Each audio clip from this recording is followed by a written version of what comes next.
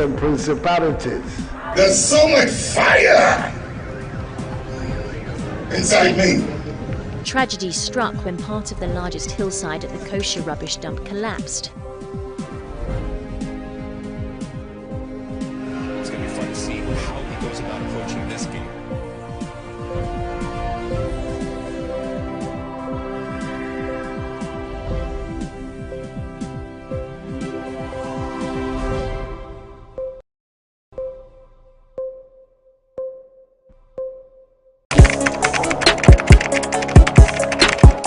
We table issues relating to the arts and entertainment for a riveting discussion, of course, without fear nor favor. The question the presenter asked them was a dumb question. You need to speak the fact and move. Varied views. We agree to disagree. So I would disagree with everything you said. I think that he's a smart guy. I think what he did. No, but I also said he's a smart guy. Yeah. I guess that I'm waiting for the what next. Yeah, I don't think that we have to wait for what next. It sometimes gets confrontational, but that's the beauty of the game. Today you are denying funny face. It's not my brother. Today you are denying funny face. I don't know him. You don't know funny face. It's not my brother. You don't know funny face. It's a package. We meet, we sit, we dialogue, we learn, we progress. My name is Benefo Huabin Abrantepa, a proud blogger, and this is my forum.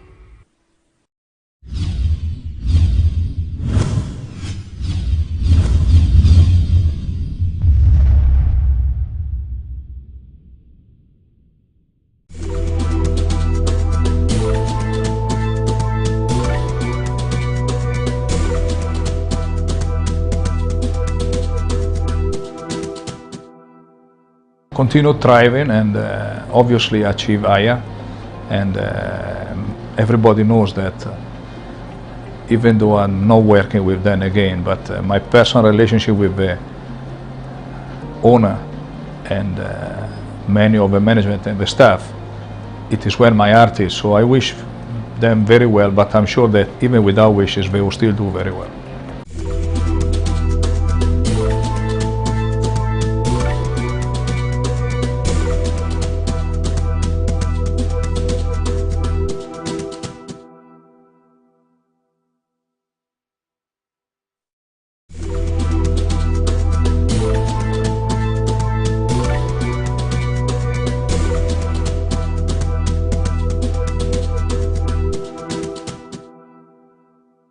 What can I say? Congratulations.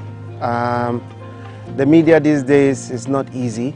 I think that you guys are doing your very best. And when I look at the team of people who are doing this work, I can only congratulate you and hope that this team will maintain and move on to achieve much greater things. But congratulations, you're doing a good job.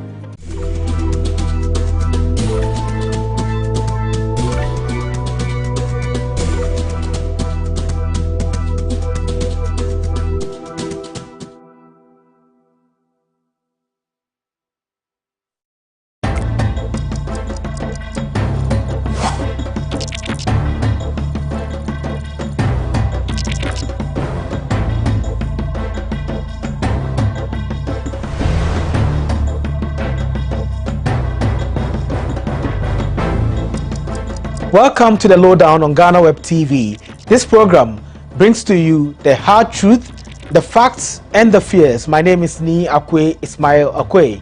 23rd August 2021 marks 230 years since the beginning of the uprising in Santo Domingo, today Haiti and the Dominican Republic. This played a crucial role in the abolition of the transatlantic slave trade. To mark this day, the world commemorates the International Day for the Remembrance of the Atlantic Slave Trade and its abolition. Our question is, what is the depth of enlightenment of African Americans on slave trade and their connection to the continent? We would have this discussion with our guest, who is the founder and president of a Washington, D.C. based African Cultural Edutainment, Resource and Consulting Group. This is the Lowdown. We'll be right back after this break.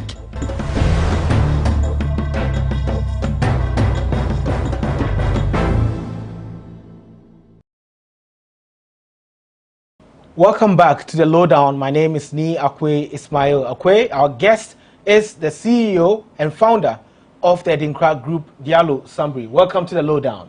Thank you so much for having me in your new studio. Thanks a lot. Greatly appreciate it. Good to see you again, too. Yeah, good to see you again. The last time we spoke, you were the first African American to be Ghana's tourism ambassador. Yes, so sir. are you still in that role, or is over now? I'm still in the role. As far as I know, I'm still in the role. I still have a very healthy relationship with the Minister of Tourism, with Ghana Tourism Authority, with the Beyond the Return Committee, so it's going well. I mean, naturally, like everyone else, COVID has taken precedence, but I think we're all working steadily to make sure that Ghana's tourism industry stays afloat. Yeah, talking about COVID, I know it's affected the tourism industry, and the Edinkra Group is deep in that space. So how bad is it for your company? Well, so a part of what we do is tourism. So I wouldn't necessarily answer how bad it is. I would say that along with everyone else who works in tourism, especially heritage tourism, bringing people to West African countries, everybody suffered to an extent because of international policies around flights, COVID vaccinations, COVID tests. The expense of the COVID test has made it difficult for some people to travel. People are concerned about their health. So we're really more or less focused on helping people be safe, following the trends, and doing our research to make sure that when people do come, we can provide a safe trip for them here and a safe passage home.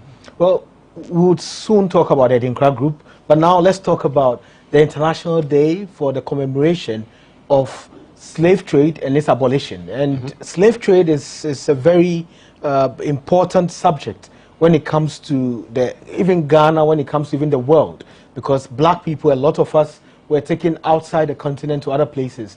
And I think you have roots in that line because you are African American, and I think every African American basically has roots in Africa.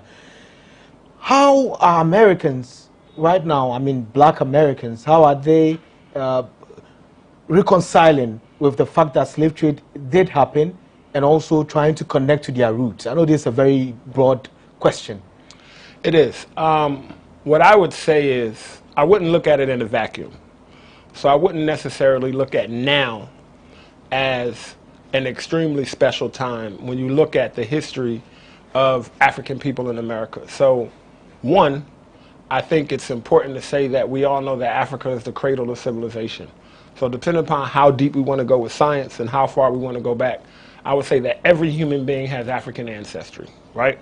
So one, the world has to kind of accept that and then figure it out. Two, a lot of people are familiar with the transatlantic slaves trade, right? A lot of people are familiar with what happened. There are things that are still being discovered. So it's not a new thing. I think it's important to commemorate it. I think it's important to have conversations about it without necessarily indicting every other race, so to speak. And I think it's important for us to accept it, right? Figure out how to move beyond it and focus more on how we level up and move into the future, more so than what happened, right? Because if we spend our whole time talking about what happened, we know that there's a gap of time we won't ever be able to recover, right? We know that there's been an identity loss for those of us who are in America or the Caribbean or other parts, right? So I'm more or less focused on solutions, okay, right? So one way that I'm working towards helping people recover that identity loss is I work with a company called AfricanAncestry.com. AfricanAncestry.com is the only DNA tracing company that allows people of African descent to trace their DNA back to modern day country and ethnic group. That helps to recover the gap. But more than anything else, it's just really about empowering people with their history, with their culture, to be able to move forward, and people do that in different ways. Yeah, so talking about the present right now, you know, we've had the Black Lives Matter protests and also racism, which is really key and going on everywhere. Is there any connection with the African struggle? Because currently in Africa, there's also its own issues and the struggle. Is it an issue of black and white, or is it just an extension of what's happening here that's going on there? I think it's an extension, and I think that the best way to look at it, no matter where you are in the world, is a continuum. And if we are able to look just at the past 100 years, 150 years, we can see some alignment specifically with the history of Africans in America and with the African continent, right? So one of the reasons why Ghana is such an exciting and appropriate place for this new emerging black renaissance where people want to come back home is because of Ghana's relationship with black America, so to speak. Ghana's first president, Osagyefo Kwame Nkrumah, spent a lot of time in America. Yeah. And it didn't necessarily, the time he spent there didn't necessarily provide a full foundation for his thoughts on Pan-Africanism, but it increased his capacity. He went to a historically black college and university, Lincoln University. He spent a lot of time, what we call on the streets of Harlem, listening to orators. So when you look at history, you're going to see an alignment with the civil rights struggle of black people and the African independence movement. When you read history and research on Kwame Nkrumah, you're going to see how his involvement, his conversations with people like Malcolm X, with people like Martin Luther King, with people like Ralph Bunche, Abernathy, and a lot of those other civil rights leaders helped him develop some of his thoughts around democracy and Pan-Africanism. And you see it the other way around, too. So it's really, I think, appropriate that Ghana is in this position right now. And I'm saying that to say that now let's go forward to Black Lives Matter. It's a different time and a different movement, but it hasn't stopped. It's just taken on a new position, a new transition. So in the first quarter of the 20th century, you had black people fighting for education, right? Wanting to be educated, wanting to have equal rights. Then we had things like Brown versus Board of Education, separate, not equal, right? Then we go to the 60s and 70s, we had civil rights. Now we're in 2020 and we're saying Black Lives Matter, right? But it's all somewhat of the same struggle. And at the same time, I think we can all accept the ridiculousness of having to fight for human rights, of having to demand to be treated like a human, right? And that's what we all want. And now the struggle has been digitalized. It's online. We have all these movements online and everything like that. Is it the same for education? Are African Americans taught all these history that you know, which you've read from books? Is that the same thing going on out there? Well, when you look at formal education and how most people are taught history and where most people get the basis of their information from, it's from public school. If you look at the public school system in the United States, if you look at the public school system in Europe, in Asia, in South America, in Africa, nobody teaches history from an African-centered perspective, or nobody teaches history from an African-empowered perspective. There is no curriculum in the world internationally recognized in any institution, most of them outside of some Black history departments in some HBCUs and private institutions that talk about Africa as a cradle of civilization, that address the stories of African antiquity. We have the ridiculousness of people saying that pyramids in Egypt were built by aliens, right? Nobody talks about the Mali Empire. Nobody talks about the Songhai Empire. Nobody talks about these great African civilizations and how math, science, geometry, and all of these things came out of a very ancient culture, right? So, the same in America. Most people who are educated formally, they do not receive an education that talks about the history of African people beyond enslavement. So you start learning about your roots at slavery. You watch the movie Roots. You learn that in 1619, black people, you learn that you were slaves and then you got free, right? And I don't even like to say slaves, I'd rather say enslaved, right? But, so that hasn't changed, and I don't think that's going to change. In fact, in my book, A Smart Ghana Repatriation Guide, in the education chapter, I talk about that. I talk about that. I think that all education has a fallacy in its foundation until it begins to recognize Africa as the cradle of civilization and starts from the beginning. Yeah. Right? And it's a fact. It's not my opinion. It's not, you can debate it all you want, but you're not debating me. You're debating time and history. So with this issue of education, I know for yourself, I mean, your personal life, you had education with the help of your parents. So do you think it's a personal project for parents to teach their children, or they just have to leave it for the educational system to do it?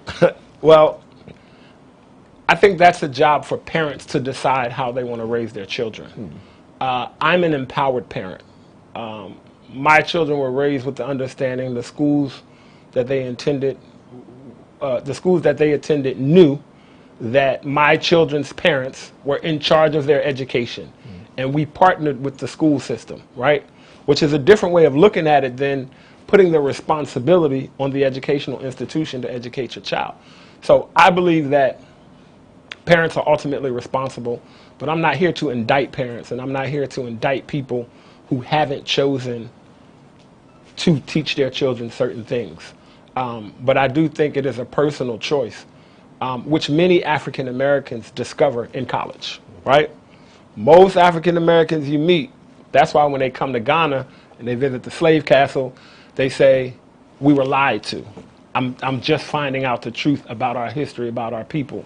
And that's because they discovered it when they went to college, when they started reading books in their black history class, in their black literature class. This is when they began to discover a lot of things about black history and African history that they might not have discovered previously.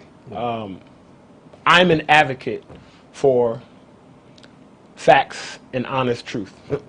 And if you're honest, then why should we start at 1600 or 1500 when the world and civilizations were thriving for thousands of years before? You know what I'm saying? Like, yeah. So we'll talk about the younger generation and how they're embracing the entire African Renaissance and also their interest in issues of history and their past. After this break, this is the lowdown.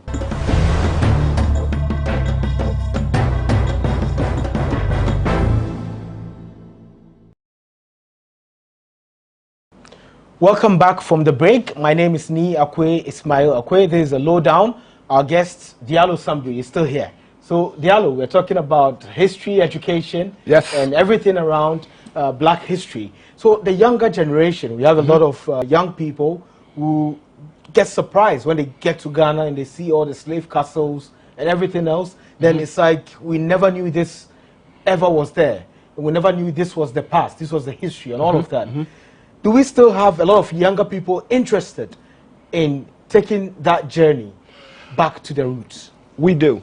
One of the things that I think is different about this generation's, the younger generation's interest is I think the younger generation has an interest of finding out what went on, what happened, embracing it, and then moving forward. And sometimes it feels like the older generation finding out what happened and still sitting there and still resting in it and still pointing the finger, pointing the blame. You did this to us. These people did this to us. You helped them do this to us.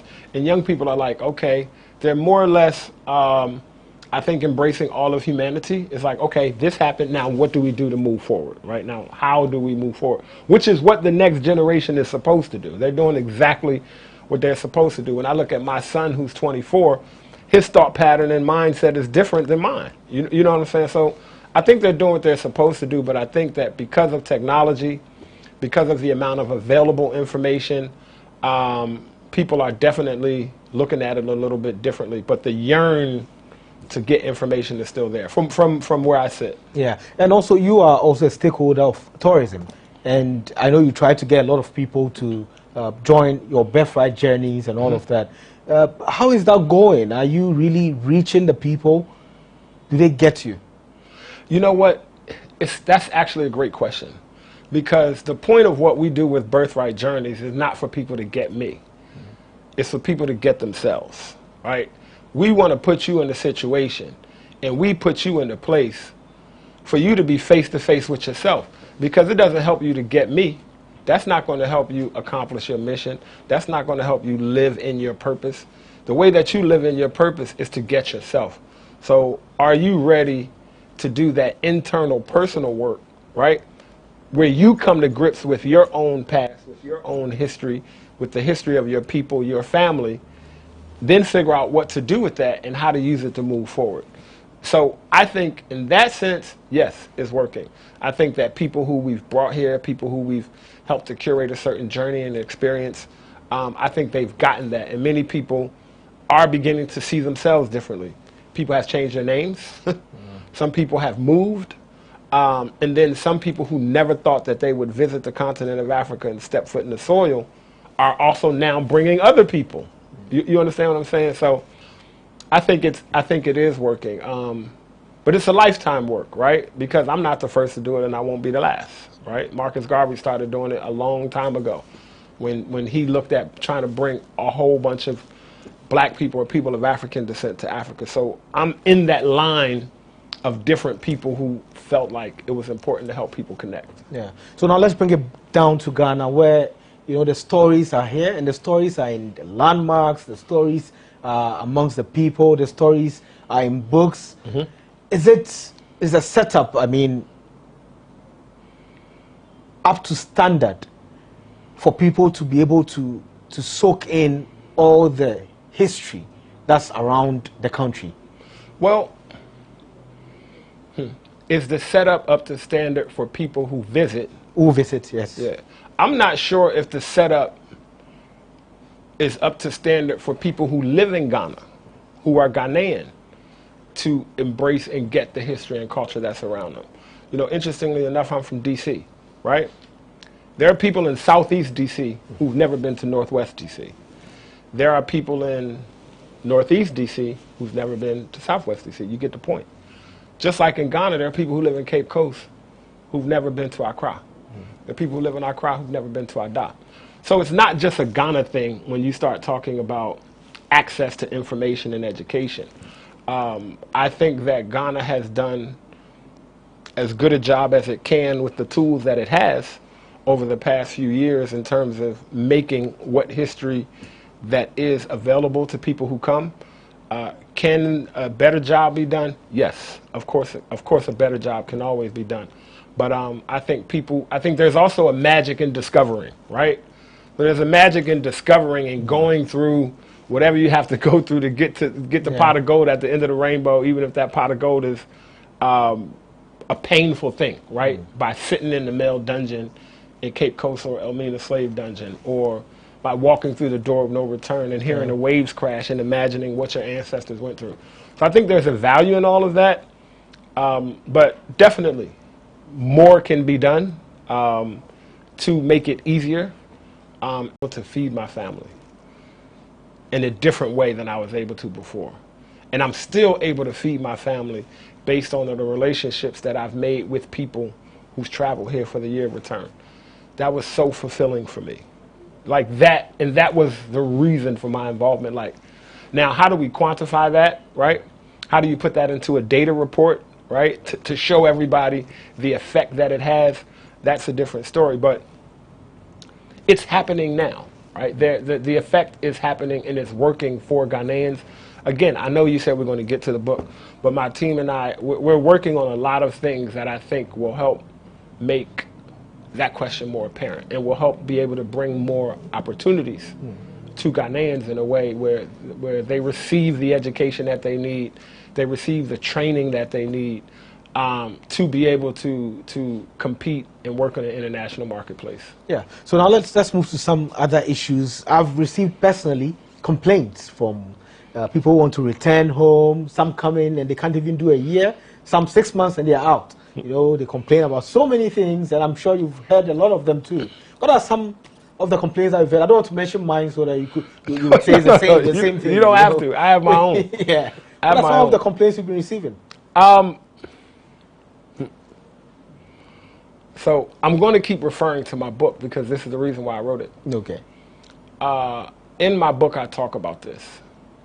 And in it, I say, if you're a complainer, as opposed to somebody who's bringing a solution, stay home. We don't want you here, right? Now, I mean, that's a little harsh, right? Yeah. It's a little harsh. But it's not for everybody. And it's not America. Ghana's only 60 years old, right? Ghana's still dealing with its own personal effects from colonialism. Ghana's still dealing with how the various tribes and ethnic groups in Ghana are merging their own cultures. Just look at the history of democracy in Ghana and politics. Like, it's very young. It's very young as a nation, as an independent nation. So when you look at it like that, I think Ghana's doing very well. I think other African countries that are doing very well. That doesn't mean that it can't improve, but people have challenges because I'm going to put the ownership on people. Do your homework, do your research, buy this book, buy other books, and learn about the culture, learn about the way the country works, how things work. But you can't show up and expect it to be like America, and when it's not, complain. Now, that doesn't mean that, again, things can't improve. That doesn't mean that there are people who will get you, right? That doesn't mean that you sign a business deal and somebody takes your money and run. Yeah. That doesn't mean that you purchase a piece of land that hasn't been sold to 7 other people. But you got to know that that happens here, right? You know what I'm saying? As they say in Ghana, you have to be sharp, right? to get it. But, you know, there are some things that could change on both sides. I'm just really careful not to indict the whole country, right? Because when you do that, it's like, it's not everybody, but it happens the same way in America, right? Yeah. If you walking down the street and you get robbed, it might be a black person. I don't mean all black people bad. I don't know whether you're sounding like a politician or a diplomat, or something like that, diplomatic on this issue. No, but you know, I'm sure people will be saying, "Hey, guys, say the problems that we have. Probably there could be some solutions." There are. So, for example, customer service, right? But customer service comes with the idea that there are international standards, right? Customer service happens at the top and then comes down. People have to want to be educated on customer service, okay? That's the biggest thing in Ghana that people talk about is customer service. One of the reasons, again, why we put this book out is so that there is a guide, so that people can understand, people can have an understanding of how to function in Ghana, how to move around in Ghana. What are some of the things that you need to know? Don't get me started talking about driving, right? Yeah. There are some other things that I don't necessarily have all of the data and the information when you start talking about doomso, and you start talking about the power going out, or, you know, Ghana has its own movement right now of young people who are saying that they want the government to fix the country, yeah. right? So there's a lot of things that can improve, but again, when you are the type of person who's focused on solutions, you acknowledge the challenges, and then you work on providing the solutions that you can. Now, I'm not saying you shouldn't point them out, but I'm just not that guy. Like, I'm just not that guy that's going to sit here and point out all of the things that's wrong so people can be happy that somebody said it, because trust me, I live here. I know what it is, right? But again, if I had to point out one thing, customer service, right? We could start with the Better Business Bureau of Ghana. Well, I think you're making a very great point, because a lot of concerns have been shared, and as you said, the people have to find solutions. It's better to bring a solution than to discuss the problem, because it's not going to stop until there's a solution. Exactly. Yes. And now with Ghanaian passports, you know, Rita Mali got their passports. There was a whole lot of, publicity around it. Are people getting passports, those who intend to stay in Ghana? So one of the misnomers of the year of return was that Ghana was that you automatically got citizenship. Yeah. Or that you were going to be able to receive a Ghanaian passport when you came for the year of return. Wrong, wrong, wrong. No country can do that, right? Every country has a Ministry of Foreign Affairs. You got a constitution. I mean, it takes a minute. Now, the president has the ability to gift at will citizenship at any time through executive order, which is how the two groups of diaspora and Africans got their passports in Ghana.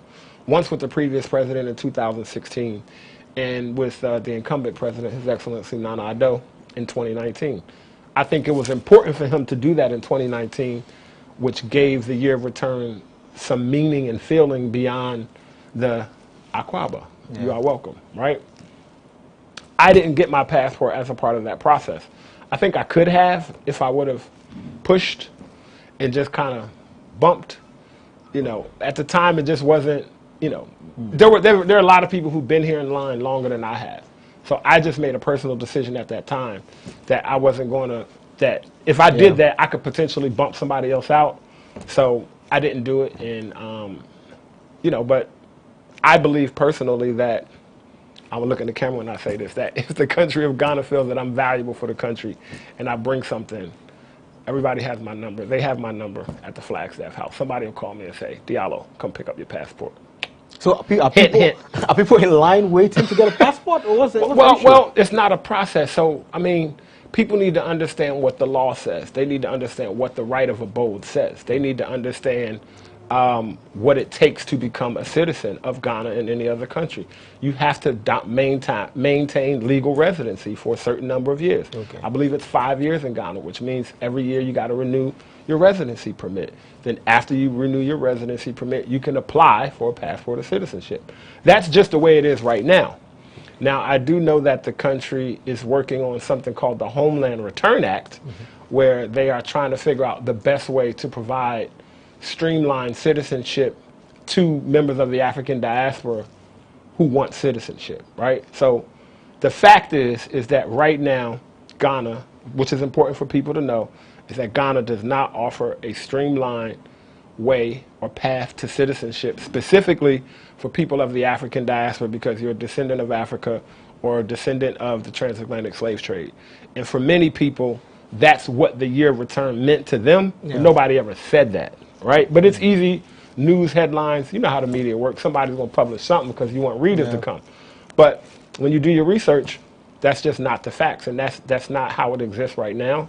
I mean, personally, I think that if African leaders were visionaries more than they are, and if they were bold enough that the African Union, and this is a part of my personal mission in life, that the African Union, specifically in ECOWAS, starting with ECOWAS, and every other country would figure out a way to create a streamlined pathway to citizenship for people of the African diaspora and really put some energy and effort towards looking at the African diaspora, specifically the African American population that has a $1.3 trillion annual spending, and look at them as aid, right? Look at them as foreign aid. Look at us as a way to develop the country and put some things in place, man. You know what I'm saying? Provide some opportunities. So, you know, somebody making $150,000 a year in the U.S. could come here and live and do very well, investing in some small businesses, right? Investing in some larger businesses. You got tons of people. You have historically black colleges and universities. There's so many resources that could be available to African countries, right? By creating that pathway to citizenship, because nobody's going to come and just be here if they can't be a citizen and if they can't get the benefits of citizenship. You know what I'm saying? So, yeah. I mean, there's a lot that can happen. That's why I'm here, to help make it happen. Exactly. And that's why we have the book. And we have other tools that you're putting together. So what are some of the tools besides the book that you're putting together to help people who repatriate here or who have plans of getting citizenship or living in Ghana? Well, I think the first start is educating people, right? And sometimes you got to spoon feed people, or as they say, every parent knows when your child is sick. Sometimes you can't just give them the medicine. You got to put the medicine in the applesauce. So part of what we're doing is slowly but surely. First thing we had to do was help people see that Africa is accessible, right? We had to shorten the distance. We had to move Africa from your bucket list to your to-do list, right? Because most people, if I happen to go to Africa one day in my life before I die, I'll go. That's your bucket list. As opposed to, I'm planning to go to Ghana, Nigeria, Sierra Leone, or South Africa next year, and I'm budgeting for it. So we've done that. It's on people's to-do list. Now what we have to do is educate people who are interested in moving, living, doing business, how that works. What do you do? And a part of the way that we do that is training, learnings, being able to collaborate and present viable, vetted opportunities for people who are interested in doing that. And I have a few projects that I'm working on in Ghana personally that I think will help people see that, some in agriculture, some in real estate, and some in, again, training and entrepreneurship. And this for Ghanaians? It can be for Ghanaians or anybody, honestly. It can be for Ghanaians and anybody. But one of the things that we are looking at doing is in bringing business owners and entrepreneurs to Ghana, we want to pre-match, pre-set up, and pair them with Ghanaian entrepreneurs, right? Okay. And we want to make sure that Ghanaian entrepreneurs and people who are prepared and ready can have some of those same opportunities to figure out how to collaborate. But don't get it twisted. Nobody should get it twisted. You got to go where the money is and bring the money, right? Because we could train a whole bunch of people in Ghana about what to do, how to do, but then what happens after you've gotten that training and then for the next 6 to 9 months? Look at all of the young people here who go through national service. What happens after they do a year of national service? Are there jobs available? Are there opportunities available for them to actually use what they learn? So then what happens? It sits, it rots, it gets stale. Yeah. Look at me and you.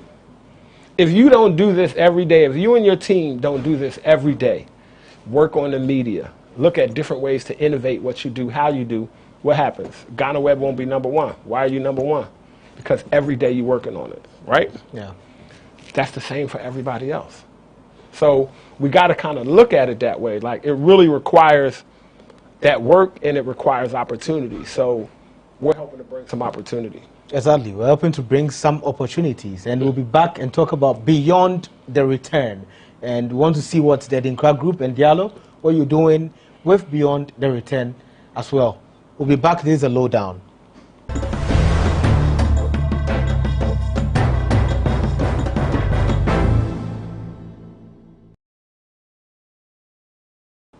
Welcome back to the lowdown. My name is Ismail Akwe. We are speaking with Diallo Sambri on a number of issues, including the diaspora return, the Adinkra Group, your book, and everything else around the African and African-American connection.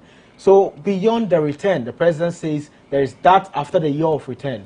And I don't even want to talk about what the president says or what the government has planned. I want to talk about what you have planned. So beyond the return, how are you taking advantage of that to meet your goals and achieve all your objectives? Well, first of all, I think, let me just say that I'm really proud of you and GhanaWeb for you all doing this interview, finding it important enough to talk about that, right? To talk about the transatlantic slave trade, to talk about this day and how it's connected, because everything is connected, and most things don't happen in a vacuum, including this.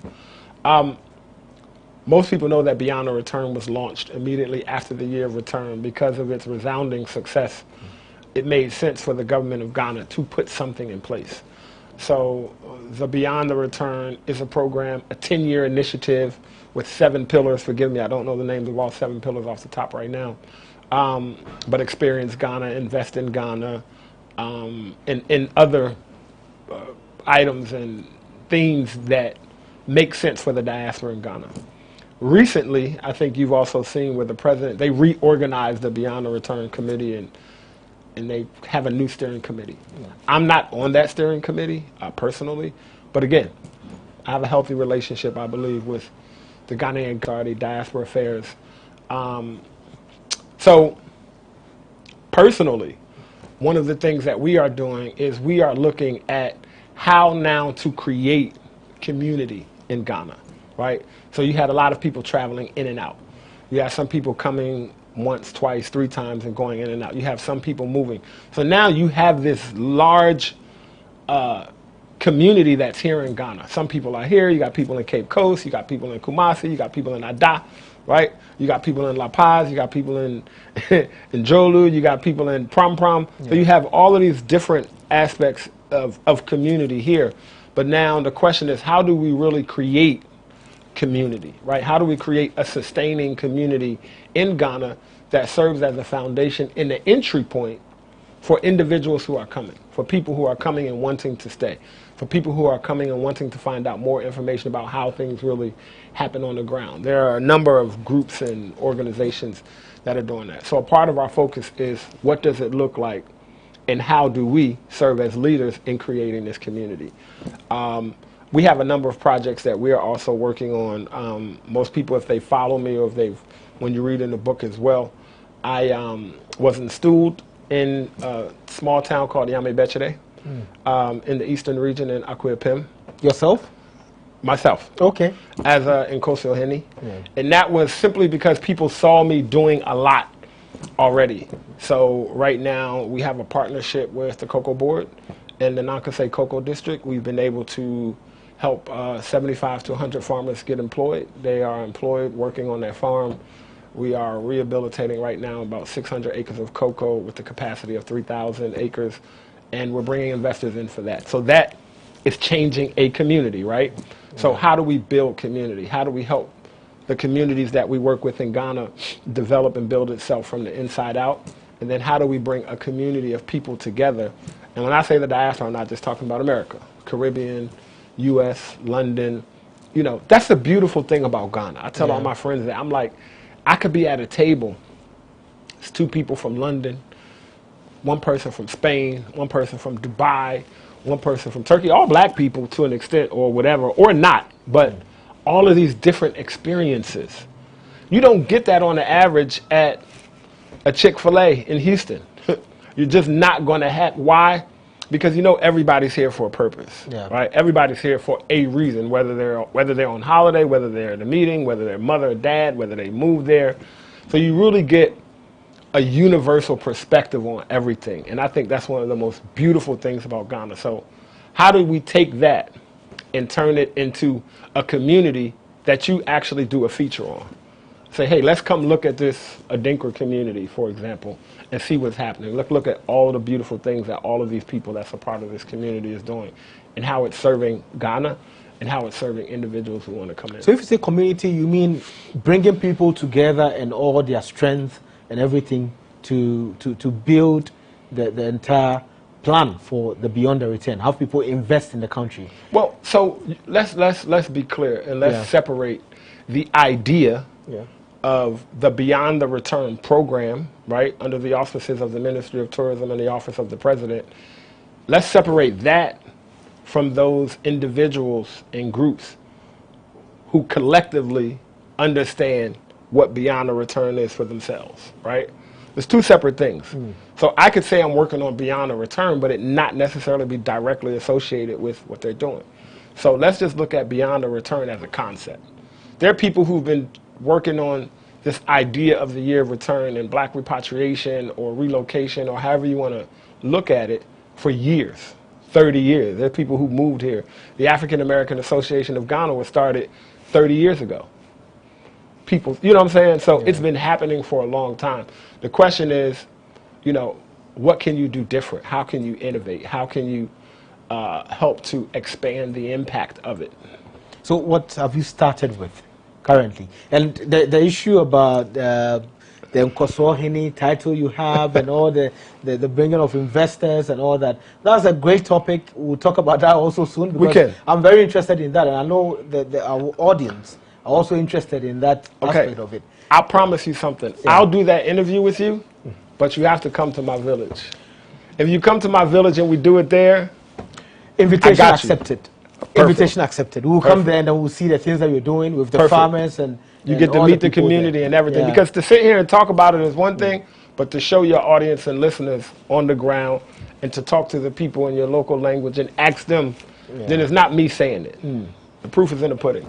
And that's also part of building a community. Exactly. So it's the same as building a diaspora community in Ghana. Exactly. Okay. So many different parts of it. So how many people? In large groups. You know, like in a year, returned 2 or 3 times during the year, we brought groups of over 75 to 100 at once.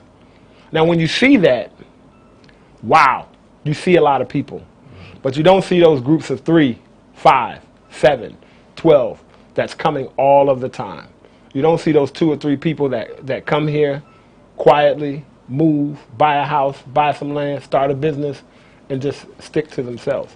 So a part of creating that community that we talked about is being able to create a safe space where people feel comfortable providing some data and telling you a little bit about themselves, so that at some point we can go to the Flagstaff House and present our own annual census of diasporans in Ghana, right?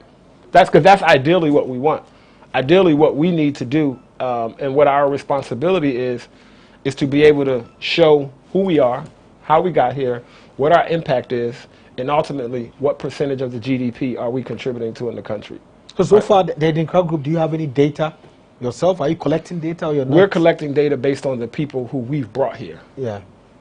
And do you have any idea how much? I couldn't tell you right now. I know 2019 we brought about 1,000 people here. Okay. Now, in terms of what percentage of those people have returned, what percentage of those people have invested, started businesses and things like that, I couldn't tell you that right now. But the more I come back and the more we talk and the more we increase our relationship, we'll be able to share more of that information and leverage and use your platform for people to understand what it is that we're doing, so that they can feel comfortable to send that information into us. Exactly. So now let's move to the book, A Smart Ghana Repatriation Guide. Yes, sir. Written by you. Can I pick this one? Sure. Okay. So you can see there's a beautiful picture of you there in a camouflage. And tell us something about the book. Okay, well, A Smart Ghana Repatriation Guide is exactly what it says. It's a smart guide because we use dynamic QR codes interspersed throughout the book. There are about 106 QR codes interspersed throughout the book in every chapter, where if you read the book with your phone, you're able to scan these QR codes and connect you to content aligned with the particular paragraph or chapter that you're reading. There are 20 chapters in the book. One of the things that I'm most proud about this book is, while I'm the primary author, I have 8 guest contributors.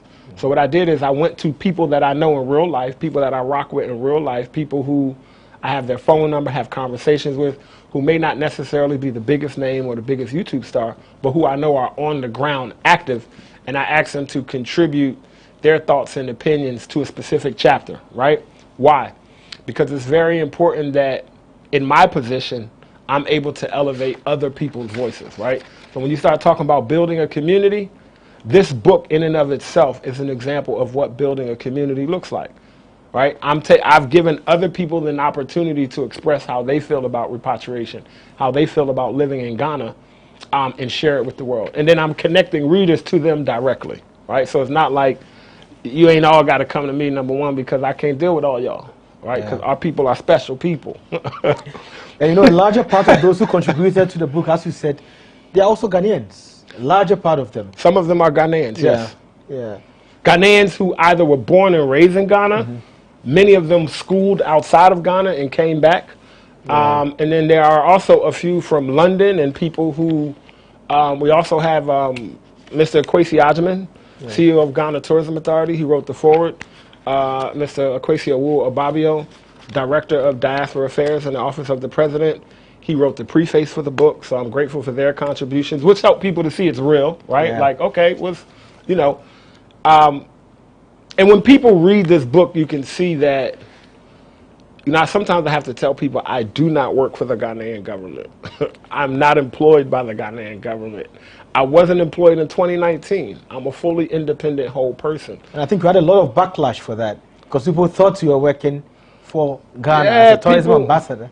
Right, but as a tourism ambassador, right, it's still a partnership. Yeah. It's still a partnership with the country. you gave me a title for something that I was already doing, right? You didn't bring me here and invite me here to do this. It just made sense for me to be that because I already proved that I was doing the work for that. So I think that this book, again, is an example of community. And we've been having great reviews. Like, a lot of people have been asking for the book more. Currently, it's only available directly through my website, but we're about to put it on Amazon and etc. We really wanted to put it in a small number of people's hands first and get some feedback, get some comments. People are really appreciative of the book. They say it's generous. They say it's real. It's a little funny. I have a small sense of humor. You know, page 169, it says managing traffic, business and investment. That's quite important. In the title, right? Yeah. So even in that, so the name of the title of the chapters gives it, so for me, doing business and investment in Ghana is like driving in Ghana. That's one of the reasons why I like driving in Ghana. It keeps me sharp. What about honorable and you, the government? Right, because everybody here is an honorable. So what does that mean? Young people always talk about how they deal with their elders in the government and in their homes. And sometimes, because of the cultural difference, you can't always express yourself fully or have a difference of opinion because it's seen as disrespectful. You know that. People here know that. But, you know, when you get here and you understand honorable, then you have to learn how to maneuver inside of the social and the political space. So, you know, a lot of this is some of my personal experiences and things that I've seen to be true. It's our first piece of work. It's my first book. You know, we're proud of it, but there's more coming. Of course. And then finally, all black people look alike. And I don't think that's the case in Ghana because whenever we see somebody who is not from here, you know. What's the rest of that title? Okay, so the rest of it says ethnicity and language. So, all black people look alike, ethnicity and language. So some of that is humor. So it's humor and some of it is serious. For example, a lot of the violence that's happening in the United States and a lot of the police brutality that's happening in the United States is because of mistaken identity. There was a robbery. Black man, 6 foot, with blue jeans on and a white T-shirt. How many black men, in a baseball cap on backwards, how many black men do you think that is on an average day on a DC street? Thousands, right? So when you think about it, I'm saying all black people look alike, but do we really, right? And then when we talk about ethnicity and language, the point of it is, are we all one people? What is the differences between our cultures? Better yet, what is the similarities, right? Most people who come to Ghana are not going to do that in-depth research to find out the migrations that happen, the relationship between the Ga and the Ashanti, the relationship where the Volta region is, right? Togo, right? The Fanti. Most people are not going to go up north. Most people are not going to look at the fact that Ghana on the north borders Burkina Faso, right? And then what is the relationship across those two borders when it comes to weaving and the history of weaving? There's a lot because it's a rich in-depth history. So that particular chapter is about ethnicity and language. And I have a guest author who has his opinion, right? The other beautiful thing is I don't agree with everything that all of my guest contributors say in their chapters. So you'll see some disagreements, but that's life. It's a varied experience, and it's important for us to be able to disagree but still work together. Have different opinions but still work together. So much, you know, there's a proverb that says if everybody's thinking alike, nobody's thinking. Right? So yeah, I could talk about this all day though because I wrote it in real life. So how do we get one of these books to buy? So easily enough, you could go to my website, theadinkagroup.com. Theadinkagroup.com will take you directly, and it could be ordered. Even in Ghana, you could order it. I do have some books in Ghana. Probably in the next week or two. As a matter of fact, I'll share it so that GhanaWeb can put it out, where there'll be a list of locations where you can buy the book in Ghana. And I'm hoping to have a Ghanaian printer, because right now it was printed by Black Classic Press, which is a black-owned company out of Baltimore, Maryland. But we will also print them in Ghana and make them available. Okay. So any final words before we end the show today? I'm sorry. I'm laughing because my mind, sometimes some of the things that come into my mind I can't say out loud. So that's what just happened. That's between me and God. Well, we hope it's a good thing. No, it's a good thing. It's a good thing. It's a good thing. But that's between me and God. Well, I mean, thank you so much. You know, I would say that I would give people I would give people some advice, right? Yeah. This is for Ghanaians, and this is for diasporans coming into the country. One of the most important things that I found in Ghana is relationships. I believe that relationships are probably the most valuable currency you can have here. You and I met some years ago. We don't talk often, right? We don't go out to dinner, right? We don't play billiards together. I'm just, in real life, right? We're not, but you knew you could call me. Yeah. And say, I want to talk about this, and you knew that I would respond, whether I would say yes or no, but I would respond immediately. So, you know, don't put the transaction before the relationship. Take your time and get to know people. And then the other thing that I would say is for people to really understand that friendship is essential to the soul. Friendship truly is essential to the soul. Outside of my colleague, I consider you a friend. I consider you a person to have Ghana's best interest at heart through your medium, through your work, you know, and I would tell everybody to keep your faith. I know that the coronavirus and the pandemic has dashed some hopes, and I know that people see what's happening in the world, and do I take the vaccine? Don't I take the vaccine? Is the tourism industry going to pick up? You know, what percentage of the GDP is Ghana's debt? All of these things are on people's mind, right? How do I get my kids? How do I get out of this situation? You know, keep the faith and engage your core. You keep pushing, keep working. You can't give up, right? You'll never know if you stop, so you got to keep pushing. Keep pushing. That's what Diallo Sambre is saying, and this is the lowdown. Diallo, thank you very much for coming, and thank you for giving us this informative episode of this program.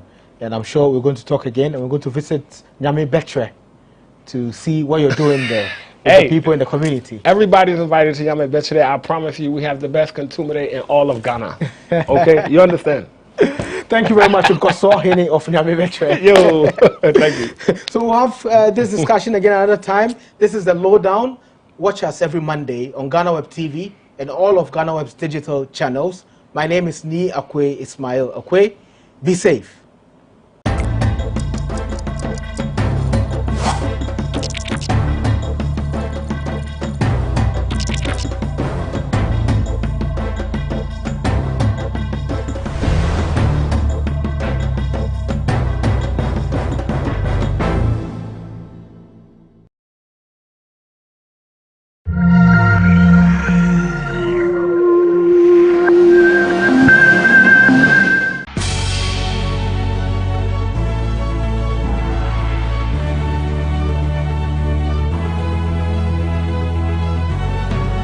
From the dawn of time, people have engaged in several businesses. With the onset of technology and innovation, life has relatively been made easier. By using debit or credit cards, mobile banking. Thank you. And your favorite, mobile money? Tech has indeed married business. On BizTech, we spend time with faces behind known and upcoming businesses in the country. Learn more about the new technologies and innovation, as well as find out about the trending issues in the world of business. Join us as we serve you with a variety of compelling interviews, projects, and others right here on GhanaWeb TV.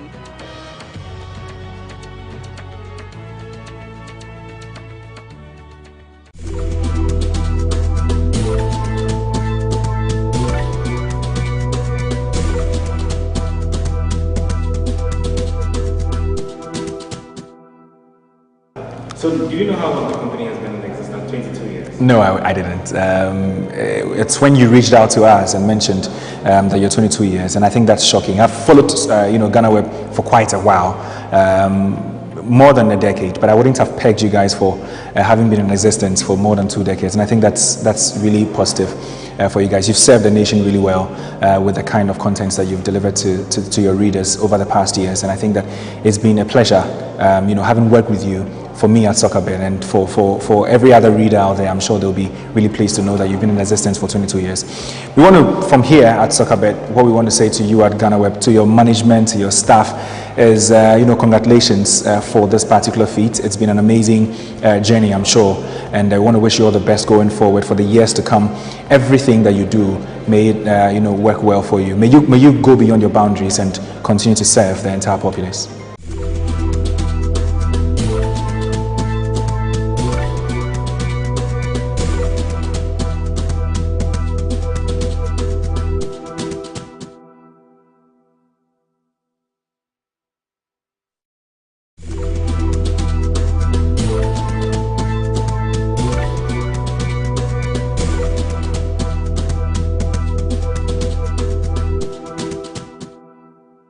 I would want to congratulate management and staff for how far they've come.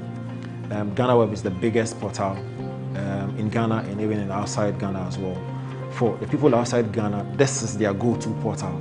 And anybody outside Ghana will tell you that GhanaWeb is where they get their source of news from. I've had friends who are residing outside Ghana, and anytime there's news about me, and this time it's about me, they hit me up and say, oh, I read this story about you on GhanaWeb, I read this story about you. So it tells me that it is the #1 portal for everybody else, for both of us in Ghana and outside. So I would want to congratulate the management and staff for the work that you've done over the years. And I wish you guys well. I pray for strength, for success, for favor, and for special grace, that you guys will live on to be 50, 70, and 100 years. Congratulations to you guys.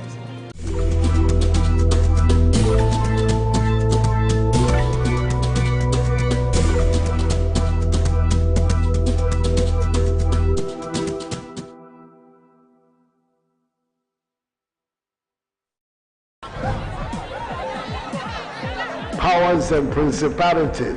There's so much fire inside me. Tragedy struck when part of the largest hillside at the kosher rubbish dump collapsed. It's going to be fun to see how he goes about approaching this game.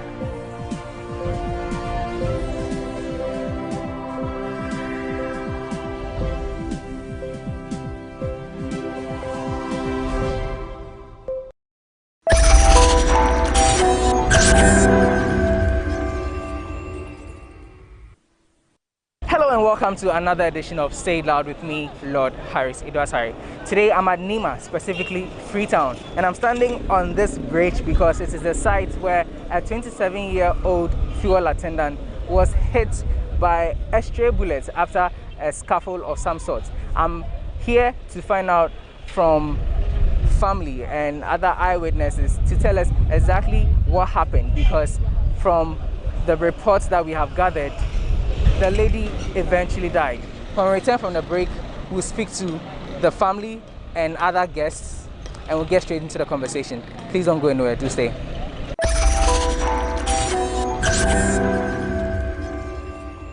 Welcome back. You're still watching Say It Loud with me, Lord Harris Idwasari. Now, like I stated earlier, we are here to speak to the family of Eunice Yeboah. That's the name of the lady who was hit by the stray bullets.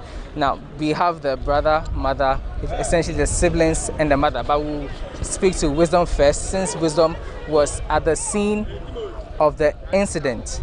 Wisdom, thank you for speaking with us. We know this is a very painful recollection for you, but give us a bit of a background. What exactly happened here? Okay, it was a Sunday night evening when she was coming from mommy's place, and I met her along the road. And then there is a wedding ceremony going on here, and then the guys were giving a gunshot here and there. So as soon as I met her, and she said, "Oh, brother, I'm going home, but I'm afraid of what they are doing, so I should hold her hand and then escort her to the other side of the bridge for her to go home." And I said, "Okay, let's go." So I held her hand, we were going, and then a step to get out of the bridge, and then she started shouting, "My leg, my leg, my leg." I was thinking she's joking, because when the sound came out, I was thinking maybe because of the sound she's afraid of something. I went back and checked, not knowing it's very serious, very, very bad. She had been hit by one of the gunshots? Yeah. So as soon as the thing happened, I grabbed her, carried her. There was a taxi park over here, and then I put her in the taxi. Then we drove away to the nearest hospital. So from there, which hospital did you take her? I first took her to the Mamumbi Polyclinic. Okay. Yeah, and then the doctor came out, injected her with some drugs. I don't know, and then they said we should go in for folder, and then also we should go in for lab. So we are running all those tests, but we could see what the doctors are doing. We are not much confident that they could do something about that. So we asked for a referral letter, and then they gave us to us, and then we moved her to Rich. Why were you not confident about the competence of? When we get there, there is a whole lot of injuries there. Some people get accidents on motorbikes, so they are not paying exact attention how we wanted it. The day you went there, there were other injuries that people were taking care of. Yeah. So it was like there are like 3 or 4 people there. I think 2 ladies and then a doctor and 1 guy there. So we were like, no, what they are doing, we are not much comfortable with what they are doing. So like they should give us a referral letter for us to move there. So they gave us, and then we move. We get to Reach. They were like, no, they can't do anything about this. So we should go to police hospital. And then we moved to police hospital. When we get there, they should take out the lady. They said no. We should leave the lady in the taxi for them to do some things. I don't know what they are going to do before. Although it's their job though, but... What did they tell you that they required before they had to treat? Okay, they said we should go out and do X-ray. Okay. Yeah, but before then they will give us a paper or something. It's their job, but I just don't know, but it's very sad and also painful. We, the family, we are suffering, and how the pain she's going through is very, very bad. So when we get there, they said we should go in for X-ray. So we are waiting outside almost like 15 to 30 minutes. Show me on your body exactly where Eunice was hit. You said she was hit in the leg, but show me. Okay, right here. She was on the left side. So she was hit in the left hip. Yeah. And then came out here. So everything was showing here. The bullet went through her hip to showing here. Okay. So at the point where you were at the police hospital, is that where you said you went? Yeah. Okay. I'm sure she was bleeding profusely. And take me through that. After the hospital told you to get some things, what did you do about it? Yeah, so after we went in for the X-ray and we came back to the hospital and other stuff, and they said we should get some drugs and a whole lot of things. So we were going up and down, doing what we're supposed to do, and then get whatever we need for them to be able to take off the girl. At that point, what state was Eunice in? Because you said that she was bleeding a lot. Was she still conscious? Was it that the wound was opened, or when you went to the previous place, it had been they had put some bandage or something on it? What exactly? Okay, what so condition was she in? She was in a very bad condition at that moment. She was still conscious? Yeah. It was bad. So after everything, and then they said we should wait for the doctor who will come and take in charge of the operation side and everything. And I was like, oh, they should do something about it, because the girl is she's very, very serious, and then, like, she's suffering inside. She's very, very suffering inside. Did she tell you anything when you were in the taxi and you were running around? She was shouting, her tummy, her womb, complaining here and there, shouting seriously.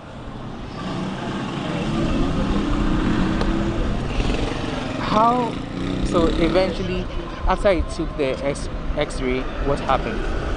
So we went back to the hospital, and then we give everything to the nurses, and then they were running their tests, whatever. So at that moment, they pull out her blood that we should go and do another test for them to see. So at this point, where was she? Was she still in the taxi, or you are taking her into the hospital? No, at that moment she's in the hospital. Okay. Yes. So we went to run the blood test, and then we came back. So they were waiting for the result before they could attend to her. And we said no. They said we should wait. So they should do something about the lady. She's suffering. So from there, and then I think they went to the lady doing whatever they can, and then the next day,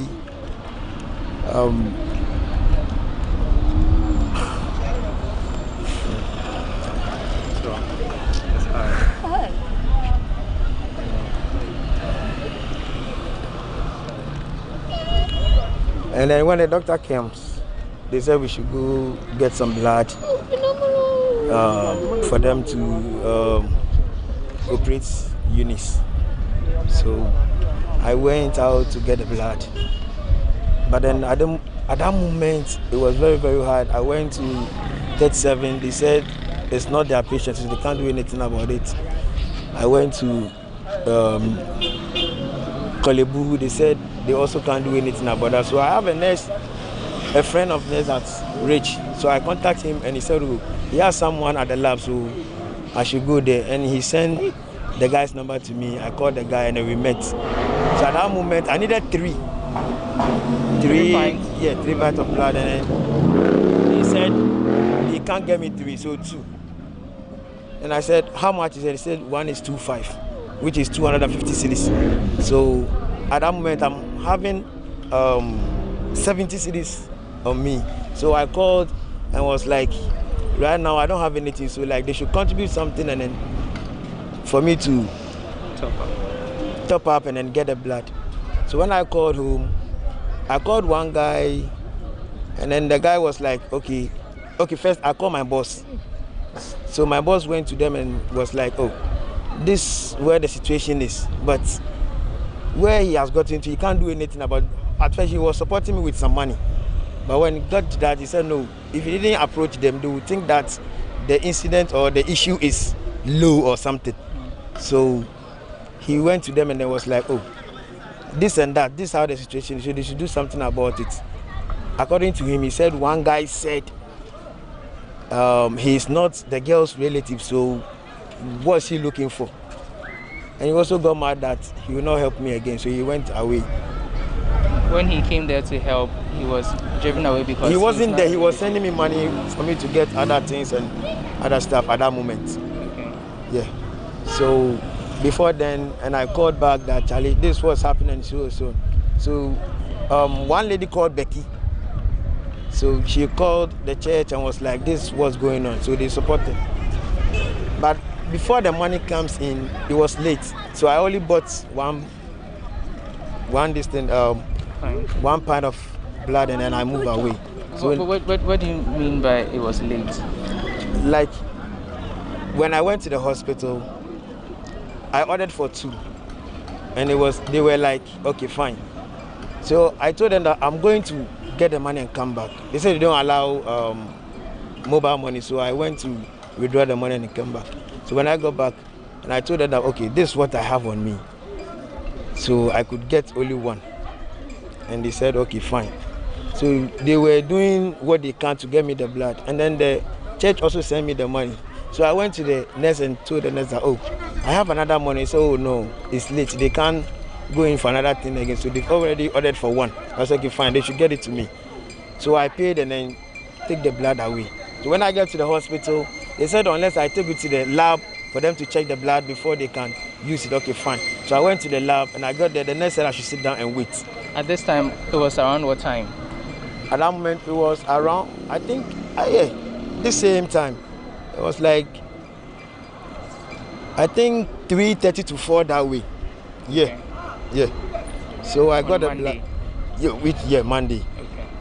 So I went there and I was sitting and one nurse came out and said, she even called me and said, where am I? And I said, I'm at the hospital waiting at the lab. So the nurse said I should wait.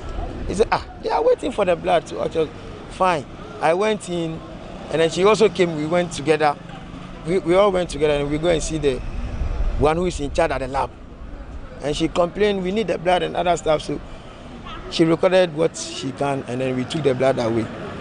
And the nurse told me I should wait outside. I said, okay, fine. So I'm waiting and they took the blood inside. So during that time, they were operating and then later on, the doctor came out that it took them 6 hours to take out the bullet. So we should do something about it. It's very, very serious because all her intestines is damaged. So they have to cut some part of her body, to patch some stuff. So we're like, okay. At that moment they said she's weak, she's unconscious, so we should pay 2,000 for them to put her in a machine for her. Because at that moment she can't eat, she can't take in anything. Okay, so fine. And I told the nurse that, okay, right now I have 1,000 on me, 1,000 on me, so this is what we can do. We can pay a deposit for us to get in another money tomorrow morning. We said, okay, fine. But before then, she has to contact the one in charge first. I said, okay, fine. She should do what she can. Later on, she came back. She was like, the one in charge, his phone is not going through. I was like, how? That moment, I knew we don't have any more hope. But then who am I to say something in front of my mom? So I kept quiet, and then we were waiting for them. So when they got back and they said the number is not going through, so you have to put oxygen on her. So we were there around 12 to 1 midnight, and then they came and put her in the other side, and they said we can go home. Which other side? Where they said they would put her in the machine. I don't know exact machine they were talking about. The same machine that they wanted you to pay 2,000 before. Yeah. The same machine. Put her in there. Yeah, the same machine they wanted us to pay 2,000. So at that moment we called our senior brother, and then he came with money. But how they were, he said no. Did the doctor that you were communicating with tell you at which point they were able to reach his supervisor or head? Since initially he told you that he had to get clearance before he could accept the money and put your sister in the machine. Yeah, after they got done with the operation. Yes. Yeah, that's where he told me that the issue is very, very serious. So we should go and report, and then we should be serious on the issue. But after you gave, so did they, at some point, did they take the 1,000 cedis, or they didn't take it? No, we didn't even give it out. After she told us that the one in charge, his phone is not going through, and then they said they will give Eunice oxygen for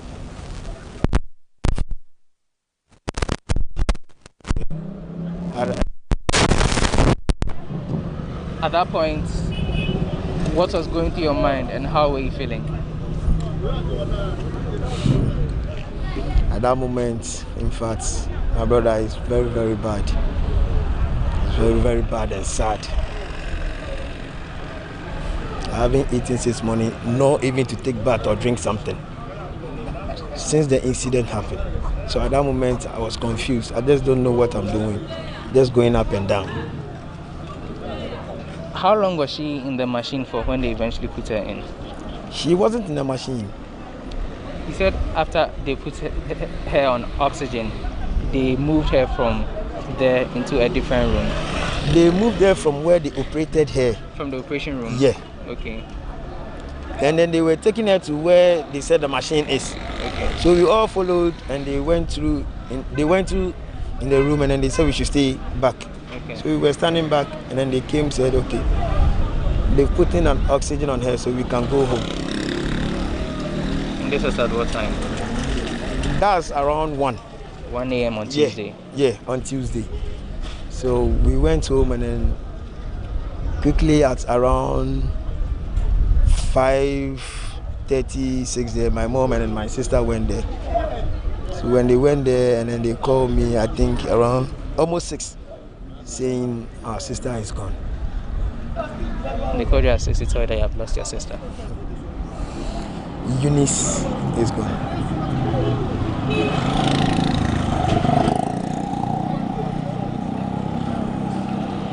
I'm really sorry about that. What did you do after you heard it? Come again? What did you do when you heard, after you spoke on the phone and heard that news? At that moment, I'd be able to control myself. So I was like, I'm coming. So as I was going, I tried to pass by at the police station, and then let them know that the case we came and reported, I mean, the lady is gone. At what point did you file the case with the police? Immediately the thing happened, we went to Mamobi Polyclinic. They said we should report the case. So I went to Kotobawi Police Station. They said no, it's happening in Nima. So I should go to Nima Police Station. So before I got to the hospital, they've already taken Eunice on their way to Rich. So they passed by at the police station and reported the case. So I think the CID in charge saw everything. Who were the people that you went with to the hospital and the police station? Okay, I was the one took her to the hospital first, before later on others came in. But there is a guy sweeping around who also saw the incident, so he followed back. Yeah. All right. At this point, I'd like to speak to your mom, Auntie Janet. You did do it. You said, "Nimami Edin Kakra," but catch me. Say now, Ote say Obano, Obi atutu amanakano. Oh, Sunday you bring me say 6 o'clock. Oba me ho, na me ho fa me. Into oba me ho so oba be sra me. Ina Sunday ni any off day. 6 o'clock and oba na me. Enwumrem no abadi da but no abeda e wo ahase. Okay. Into enwumrem no mu no sorry en. And oba me ho so oba be hia me. Into oba na me ne tina ho bon komo na me so. Ama me ko dem o. No so you no sorry di me che na me ne ko dem nti me ne ko dem ne e bon komo na e rough. E wa no sorry e say. Ko so ko fie. Na me so you. Ana me san so fine no so ofa ha na oba no. Omo si kwan ni nyina nti e kwan ni ho. To person ofa ha say no be fa bridge ni so. No ko fie. Na me so you. Enti opie e no. Oba ofa ha say no. Me man TV bi me wo ho na me baba we adi America ba e no be bo me ba kitu ano ama ne se ya shutu ama enti onu so hu se me yare no enti no person be ka hwe a kire me wodem ma metinti no ofre we yire no se ombra Regina ba ko say e dey asem na esi na Regina ba ko enti ho na me ba dia wa hye tuntum no me baba edwari be rad na am say ikima e dey asem na esi na no say mantada mana acha shoot anti ama e ho na me pie ni America impoba kra me hye bi nto mo di impoba ni ntuma ni be hye me wakwan so na me frɛ me ba no me opagya no say o wo hefa na so polyclinic wo polyclinic na say e ho na me di me nansi mu say me ko na me baba no fa ka e be fa me wakwan so ana e ko polyclinic ho nti ye do polyclinic ho no ana me bisa so mo na ye say o mo wodam ha say nti me di o ma chi kodam ho temi kodam ho no no da ho a ye di nsu esi ni so ana ya man panye say na pensi ni be ya e be ba fam kakra nti ono so hu me na o tienti mu say ma ya si ya me ya ma mewu me so unwu adenti na obewu wo de be ba be sho ba say na doctors fu no we ba no be hwe na no okọ we su ba no be hwe na no okọ we su ba no be hwe de fine me ametiti polyclinic ho nti ho na me bufu na me ka che doctor ni say papa me ba no obre se wo hwe sa de a wo ya no ntumi hwe na ka kire se wo ntumi hwe no na me fa ma de me fa ye de na me fa ko e ho na ka che me sa de na me bufu na me ka sa na me say akola na ebre so ombre a na me ka say o bia ombre nti nia wo pe bia obetumi but say na akola ni tipens obre o ka che me say na ya se ne di enya ade a mema akola no ada ha nti munyi no ma me na me fa be ni fufuro nti ampa o mo de ni be ma me na mo se o mo be ma krata bi krata no mo afa ma ya nje krata ni te echire no na me ba we ni sister ba ko e ba e se o mo beji krata no na sa tam no mo de na ma me a ye de ne ko ampa mo ye ni ma ye no fiti akwa no so nyina de be nyina ya nya kwan no no so bre ho so o ka no mo se ma mewu ma me so wu na nya me wo ho me bia be ye o se mi gidi me se mi gidi ba se hwe hen yo enti ye ba sa ana me se on train driver no ofa ha onya no me se na ombre na nim kakra se ye be du junction ha ye be nya kwan ana enti ye be du junction ha no na ofa soro enti me ba ne frɛ me se police for ne se ye fa na embra police station sana ya de na ko hospital nti ya de no ko police station Nima police station and police for ne ba no mo say o hin na ese oni ni nti not na seat no mo no de wada me ba no so and o bo ne nsa and police for ne ba so mo be hwe bebia ade ne ye no nti eyi ho ne de kire no bullet ni fa ni left no so and e be pie wo na ya se right ni to hu a e ho na peja dem si ama ebe ye ye wo de yenko nti police won so hu sa no mo ye mu so no so anya madam fu ni ni am say wadam fu no ade atu ni ni no mo say ni yemfa ni ntem yemfa ni ko rich ti ye ko rich na ye wura inside ho no o mo say kwa ni ho ti yemfa no ko police hospital ene sansan ye chi ye besin ko police hospital ampanya ko pon eni mu ni ye do police station ho no o mo be yin Africa no mo yin Africa no no Dakar no mo ko ba ye ko ya card ye ko twa scan no so da honorable ya ye biele belo mo so mo yin e chire cross na mo be fa no de no ko to pass omo de no ko to pass so no mo so mo be ma ne drip mo ma ne pa ne na no hu to no fitisan e de no ko Monday 3:30 ansa no mo be fa no de no ko theater e de no ko theater so mo ka kire se yen ko to moja miensa ana moja ne hifa ne be nya bi ye nya obi a e be mo obi yi moja no o mo sin ba ku ni yi moja no pra jo mo sa check hwe asana omo di moja ne sin so asana ma ye adwuma na ma e ho na me ba no frɛ na danfo bi wo rich so omo hia moja ne sin sa anya akwa hia ana na fo ka kire se ombra na on hwe so be nya bi amana ana me ba ne du ko no okọ no kita 250 e woni nsema asana du ko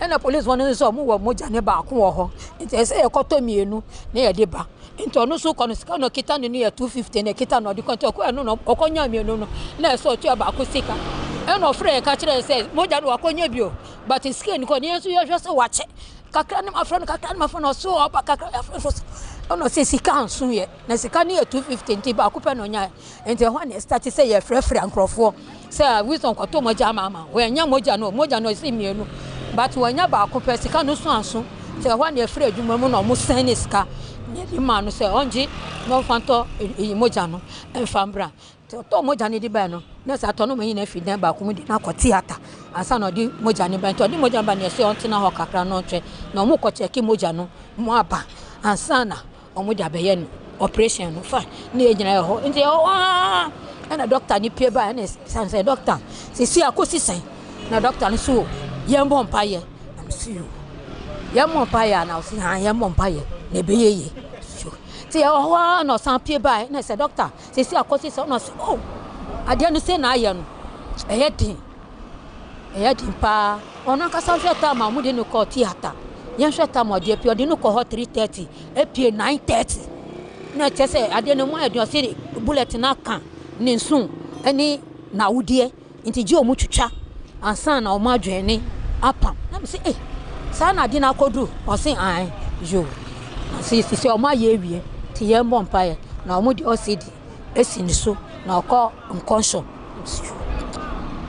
efi o ma ya sabe o ma ye bi sa o mu no no say si ani say na ade na akoye na so o mu di ni ko she machine bi mu machine ni e 20 million 20 million ko fa wan yo ma frefre nti we di kakra nti minya 13 million no na ye ka say ye betumi ama deposit na omo fa no nche machine mu na omo diska beba na satam na me ba no so ma frɛ no oba o diska no eba nti nka omo nji we no na omo fa no ko hye machine mu na ye hu senia ye beye nti ye gina hwa na omo san twe dro breye nti 13 million na ye kita no enu amu na misan yiye se ensan fa koto duro enfan bra na omo fa behwe no ni kwa na ye pe nti ye diska ni mai omo koto duro no kakra no masan ba omo san twe duro no di aba ye koto we kakra no masan ba omo ye koto edo na omo san di aba na me diska na ama no efi me si me fa sika ni na ama no nti omo nya kampe na wa fa moto na odi me ka no eduro ba ko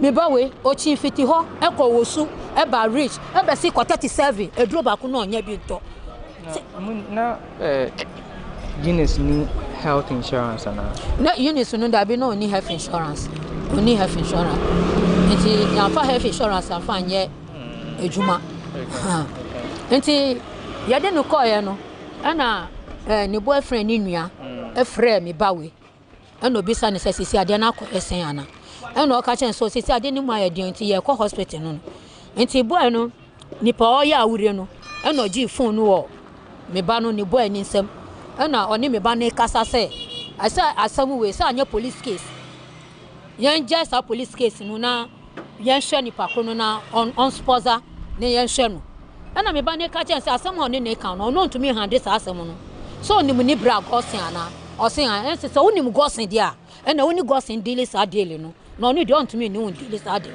e ho no mu ka te line no o ma frɛ en bisa se e bia akosi sen di asem omo anka hwe e be pem sesi ani odinity e di afam a odi owi a ye di gina ha sesi an enti muko catch police for no den no kan ya catch police for no mo catch say enfa no hospital enti owu ye no e na me frɛ me ba no say ya sesi ani nua ba no we giant ho ono so what intimate say no kita phone no menya ka asem de na meti say ade bi to phone ntimi ni me say ni phone na kita no say na me di ka asem de na phone free ni sato e enti wentumi ansan frɛ me anka hwe ankere me bio e kire no na me be frɛ ni so wo enfa na no so wo police station so police station dia mate enti me ni kasa wie no na me be frɛ pani no say asem say na asi o no say dia say na me say we nua ba no wa free mu o wa ye nyame dia no say ade oba enti onu so me san frɛ no no so onu so call police station ho ansa no free police station no e na oba ye che wo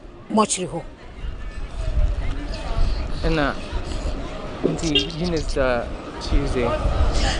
Tuesday ne ya tamo mo de ne beto ewe no na ya be free ho no ya free ho 3:30 ahomachi e na mo bisa ya say enti badisa ma ye ko fie no tam be ne be ba na me so e ba 4 to 5 a mo be hu ye ni mo ho na mo si ye jija na say enti mo ka chen say ko na me bisa say enti sisi ani yan ko no o mo hia hwe a ye beto ama o mo ho bio ma na no so da bi o mo hia hwe enti yan ko enti anopa no ye be wie ya ye ko ye no na me ni me baba ko bi ko be ma enti ho na o me bisa me say ne bra we me din na me so o ye me ba enti o mo frɛ ne di ni ko inside ho no mo ne ni ko ka senti o pie ye no say na o ye no na me bisa say di asema so me dia me bra abonti na o ne me nkasa ti me ni pie ba abonti na ka che me say mention dio ne mo asema o ba be ka nyam je say wawu say no na o ba be ka kire me ene ka kire me peko so wawu na say na wo frɛ me na wo dada wo dia ka kire me na me na so me mu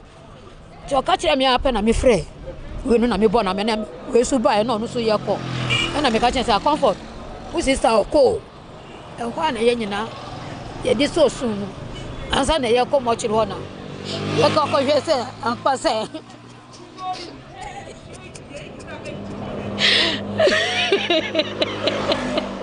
who's on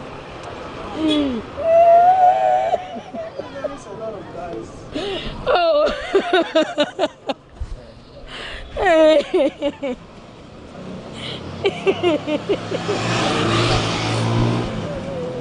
so the police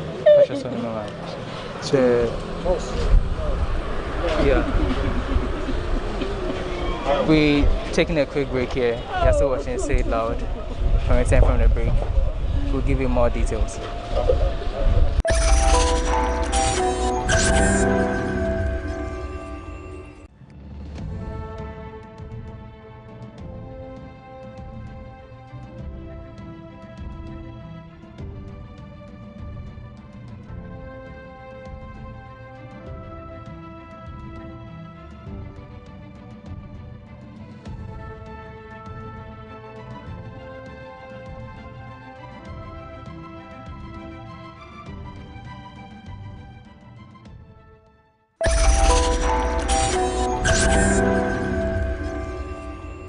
Welcome back. You're still watching Say It Loud with me, Lord Harris Idwasari.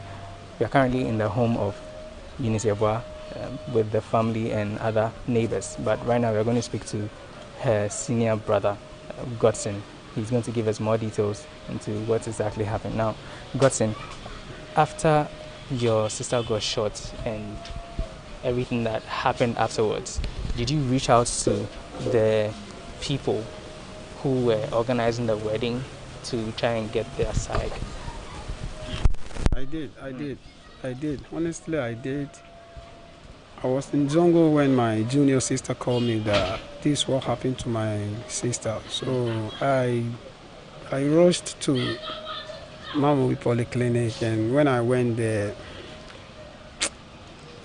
I don't see anything being serious about taking care of my sister. So I quickly told my mama they have to move her from there to somewhere else. So we decide we're going to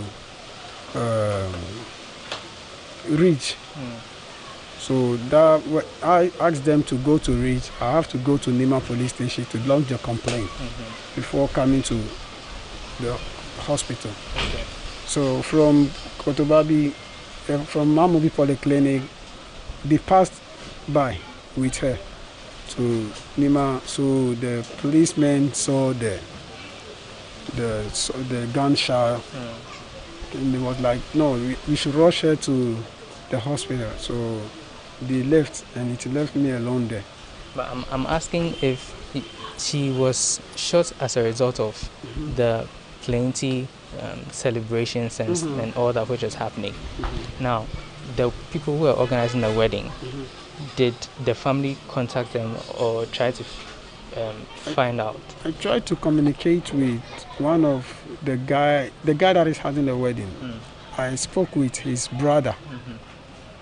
Okay, but what his brother told me firstly was they want me to take a picture of where she got shot because they think we are joking there. So they want me to take a picture for them to see the picture before they can do anything. I was like, really?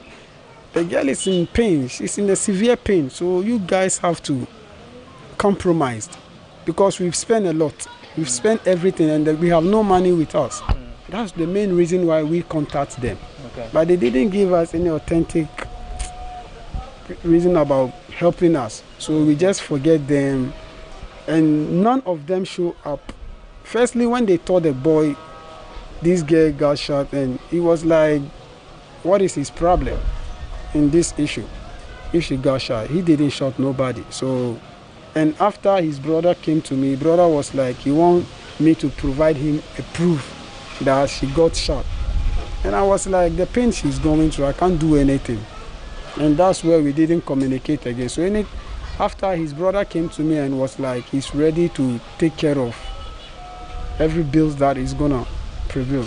And I was like, okay, no problem. And did they do that? No, they didn't do that because he asked me to let him pay. And I was like, we have to organize every receipt. Because right now we didn't organize any receipt and you're asking me you want to pay. I know. He said what he told me, and I got to know that the brother, the one that's getting married, no, the one who shot the fire was, he told me his brother, I should let him know they are ready to take care of everything, but I should let him know. Then he'll talk to his younger brother. Then they can see the guy who shot the fire. So that's where I got to know that, okay, this guy know anything about, you know, the guy who shot the fire. So I didn't give them any mind again. So when she died, and he called me, he want to come to the brother, he want to come to the police hospital. And I was like, no, you don't come, you don't have to come there. Because if you come there, definitely somebody is going to say something that will disturb you and it's going to bring a lot of talk. Because when we went there first time, nobody showed up. It's me and my mama, my aunties, and my brother.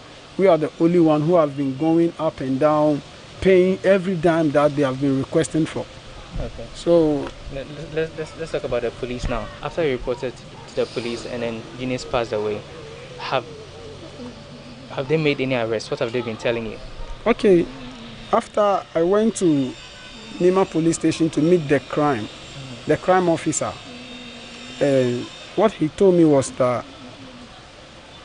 the boy, the one that having the marriage, they said he was not there when they fired the gun.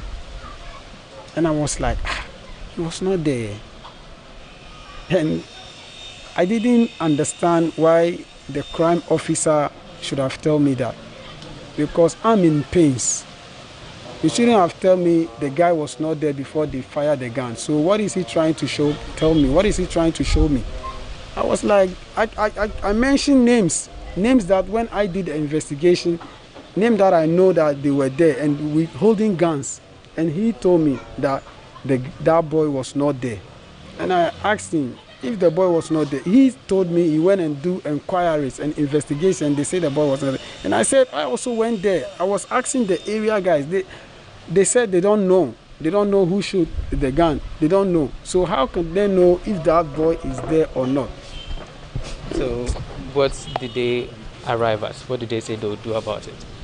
Well, he told me he's going to investigate about the case. It's not going to take 1 day or 2 days, but he's going to investigate. And I was like, okay. And I told him, may God see us through in this case. And I left. So as it stands now, what does the family want to be done about the situation? Well, we just want justice to be prevailed. That's all we want, justice. From the top, we want justice because we have nobody. We have nobody. We want justice. That's what they have been doing here. Anytime they kill somebody or they shoot somebody, then they said, God bring it, God take it. You understand, God bring it, God take it. But you can't tarnish somebody's image so easily. Like, why will you be using gun in public like that? Is it licensed or is it registered gun? No. They just use the gun anyhow in Nima here, especially downside. Downside. Any shooting that go on in this hood or Newtown, Nima, Mamobi is downside people. Why will it be anything like that? And they claim to tell us they are MPP people. So when things like that happen, do you report to the police? We always report. Nima police station are not serious. I'm taking off they should see my face. They are not serious. They don't take it serious as we want them to take it. Because anytime they pass by, they do have conversation with those people. So they know them. Anytime we report a case, they are not serious with us. There is a gunfire, we go on there. They went there and said, we are the people who shoot the gun. Meanwhile, they give warning shots like 5 times, and they took all the shares to Nima police station and lie against us. We and them, which people do hold guns? We don't hold guns. We don't deal with guns. We don't deal with guns. They are always with guns. But anytime we report to Nima, we don't see anything. So me, from day one, I told myself I'll report the case at Nima, but I'm not allowing Nima to pursue my case to another level. Either take it to headquarters or regionals. I will never allow Nima to carry my case on. Never.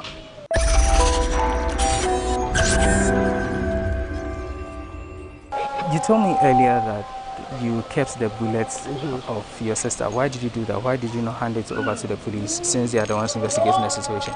Well, I took the bullet from the police hospital because I want justice to be prevailed.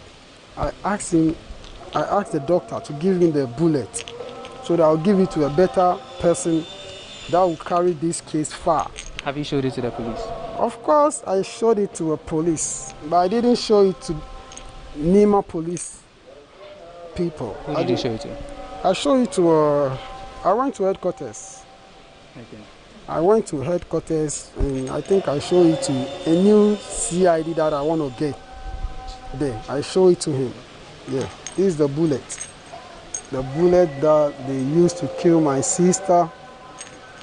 Yeah. It's in the glass. Nobody touch it. After you reported it to the police headquarters, what have they said? Well, I didn't report yet. Or I told the CID about the case. So they want to call for the docket. They want to take the docket from Nima to Central. Then we know how to pick it from there. Okay. So I'm waiting for them.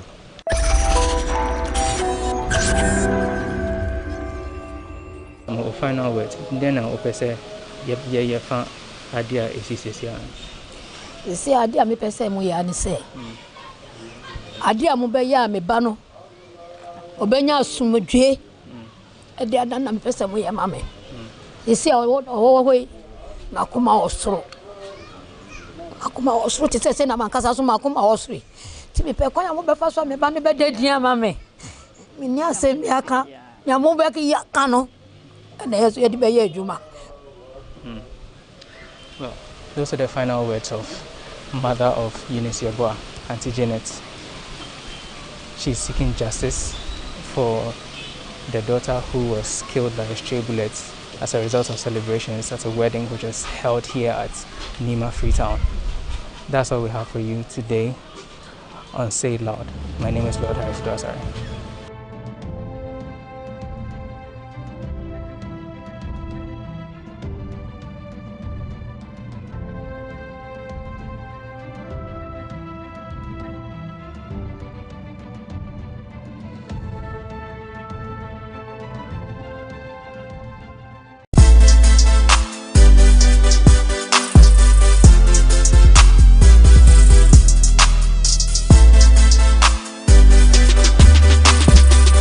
She is a goddess on the screens and in real life. She has starred in movies such as Adam's Apple, Crime to Christ, name it. But one interesting thing about this lady is she's one of the few lucky celebrities who have not been inducted in scandals, meaning she has not been out there for the wrong reasons. And she's here on Talkatainment to get personal with us. Let's unravel our guest after this short breather. My name is Elsie Lamar, and you are watching Talkatainment on GhanaWeb TV. Welcome back from that quick breather. If you just joined us, you're watching Talkatainment on GhanaWeb TV, and this show is proudly sponsored by Cheesy Pizza. Cheesy Pizza has all you want from juices, smoothies, jollof rice, fried rice, spaghetti, meatballs, and for pizza, you buy one and get one free every Wednesday at all their branches. You can call Cheesy Pizza on 0544 133 397 0544 133 397. Cheesy Pizza, your way, your pizza. We are joined by the beautiful Helen. Welcome. Thank you.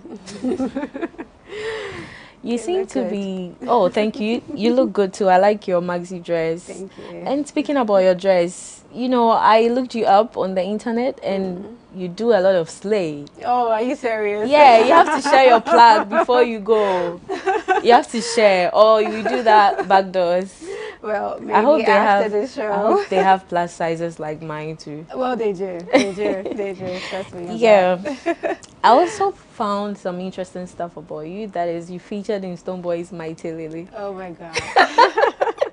That was like what, 2015? I can't remember. Yeah, I think so. Yeah, somewhere 2015, 16 that way. How was it for you? Like, was that your first time being a video vixen? No, I think I had done with EL's first. Turn the lights down.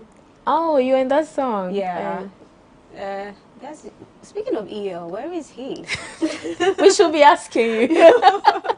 I had done that. So during the next tour was Stone Boy. It wasn't anything. I mean, it's just camera, lights, action. So it wasn't a big deal. But do you ever, if someone ever approaches you for a deal like that, you know, being a video vixen in his or her music video, would you mind? It's not something I'm extremely focused on. With Stone Boys, it came through another colleague. So I was actually on set filming when she came on the set and she was like, hey, Stone Boy needs you for a quick one. I'm like, are you serious? Where?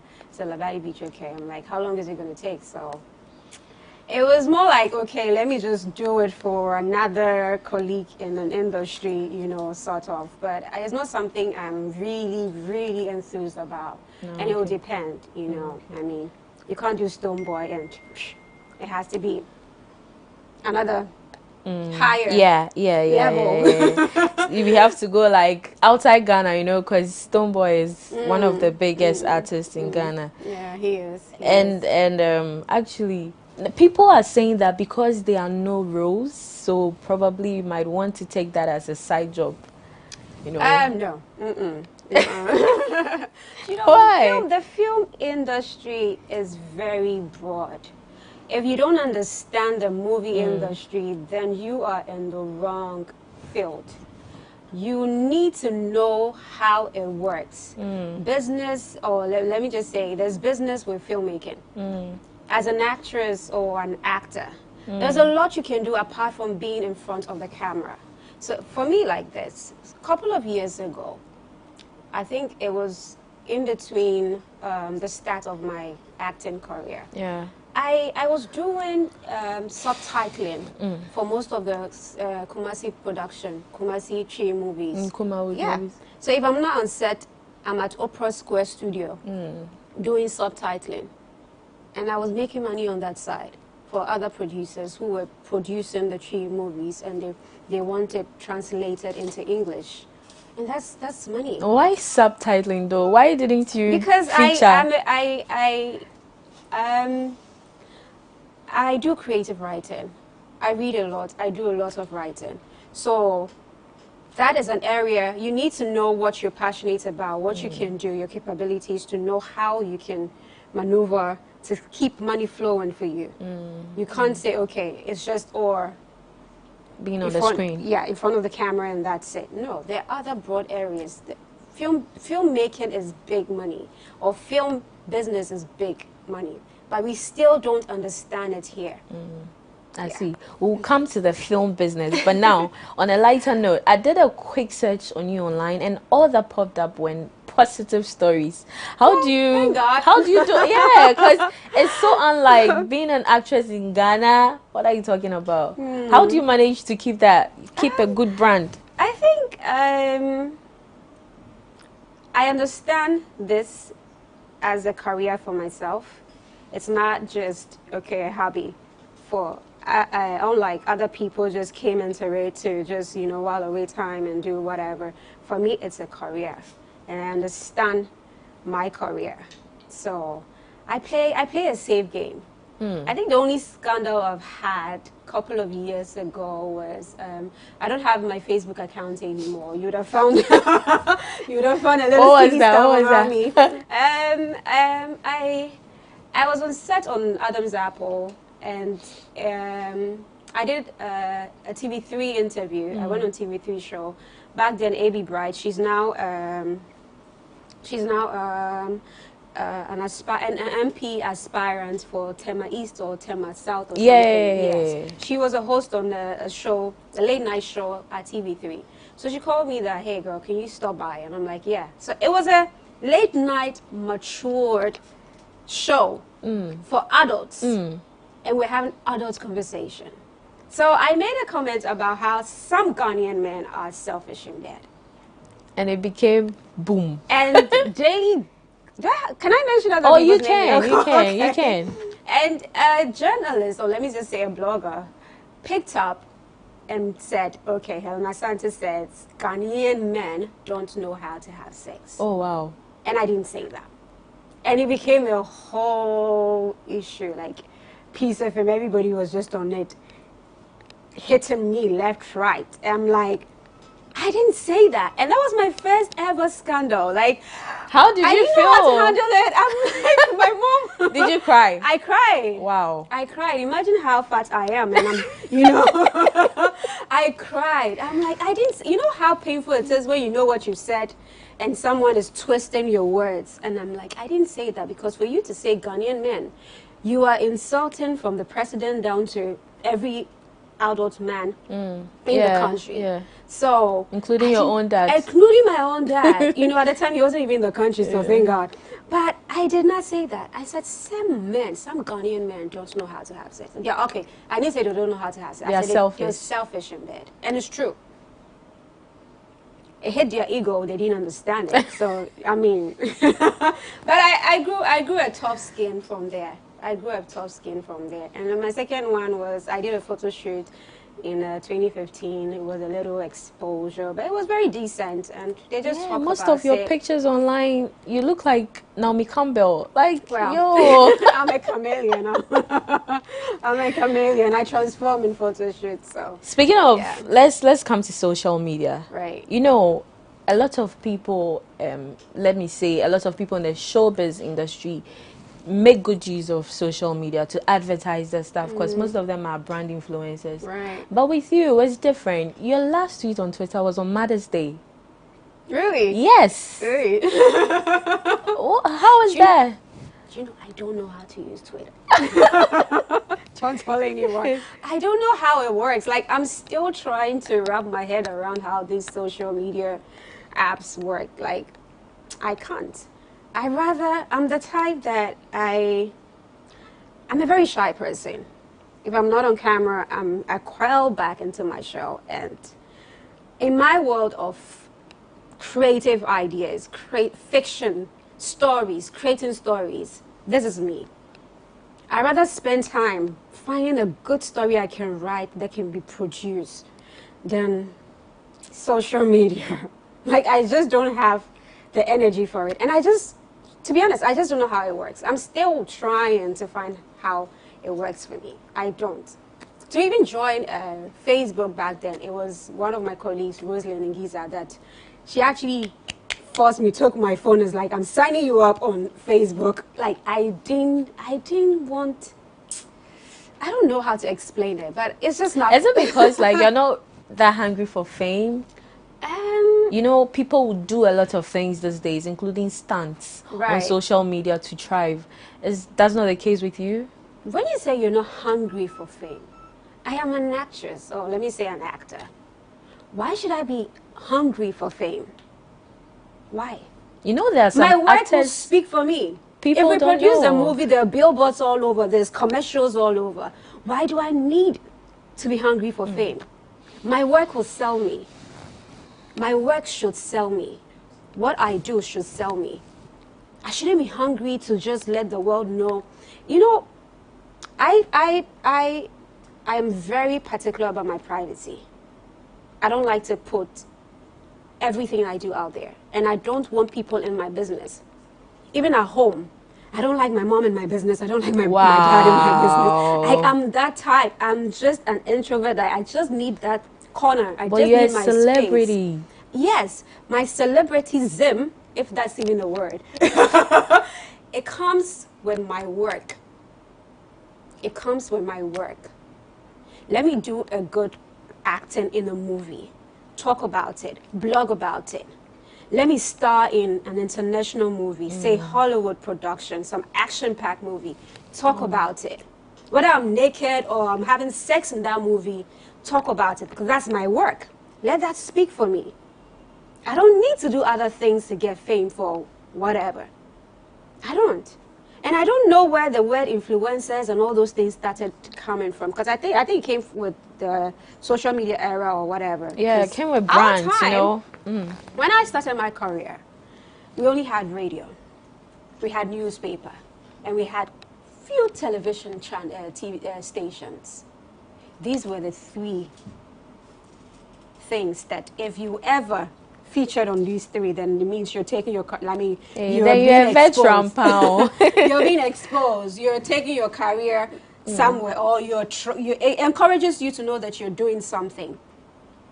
Before, I think social media, Facebook popped up. But back then it was just radio, TV, and newspaper. And I remember my first feature on a newspaper. I can't remember what newspaper. Was it Daily Guide or one of the newspaper or Daily Graphic? I can't remember. Do you know the excitement I had? Like, it was a big deal. Wow. It was a big deal. And I still have those newspapers to date. It's part of my portfolio. It was a big deal. So you would want to be noticed for your works and not for the unnecessary things. No. Let me put it that way. No. But no. Have you been approached by any brand to be their influencer or something like that? I think I've gotten some few emails, but I just didn't understand the whole influencer thing. I just didn't know. I didn't understand. So it comes with social media. One, they look at your following on social media. That's the main focus. Right. That is why recently Ifya Odo, when she went off social media for a while, her people that signed her came out to say they are suspending her contract. Because you can't be off social media and we'll still be paying you money. We are paying you money because of your following on social media and because you advertise on social media. So don't you think that it's because of you not being active on social media to a point? That's why you are not really being approached that much by these brands. You know? I would say yes, and I would explain. If you want to approach me to do something for you, first of all, I need to have interest in that. If I don't have interest in that, then there's no point. Because already I'm not a social media person. I just don't know how it works. I'm still learning. Secondly, it depends on the kind of brand you want me to promote. It has to make sense. It has to be a big deal. Do you understand? It can't just be maybe clothing line or something, and then because I just don't have the energy to be that creative on social media. I don't have the energy for that. So it has to make sense. We need to have that meeting. We need to sit down, talk, proper endorsement deal. Then I know that I am being paid to do A, B, C, D. It's an endorsement deal. It's for a couple of years. So within this year, I'm supposed to be doing A, B, C, D. Then I know I have time for that because it's work. But don't email me and say clothing lines, soaps, those kind of things. Though it's money, but it's not for me. I don't have the time for that. You're aiming for the bigger brands. The brands that make sense. Brands that make sense. Brands that speaks volume. Brands that can actually, let's just say, if my NGO, I'm doing something, that brand can be able to support the NGO. And I'm not saying that small monies are not important. Small monies are very, very important. But I will make small monies in a different way down to social media time. I don't have the time for that. If I write a script, I can sell a script to a producer. I'll make that small money. Oh, so my time is to stay at home, write my scripts, call a producer. Charlie, I have this script, or do you want it? Okay, send it. Let me preview. Okay, it's good. How much? And I just don't have time for those things. And I feel like it's a lot of work, and I can't. I can't. On this note, let's pause here and take a quick breather. When we return, we'll delve so much into the whole movie industry and how it has benefited women and so much that you would want to know. Don't forget, this program is proudly sponsored by Cheesy Pizza. We'll be back. Don't go away. One time for my nightlifers. Don't nobody else can do it like us. Us the way a girls like us, the way our baby, cause other girls like us. Hey, I can't come and kill myself, cause if you die, you know they carry your money, they go your grave. So every time you step in the place, I DJ, and all the boys and the girls go the craze. But they let people stay far away. If you be positive, then holla me. Payday, do not major salary, straight to the club, cause tonight. Dawood is a vocal artist, you know, who channels his words through his art. Basically, music is what I do, but prior to music, I used to write a lot.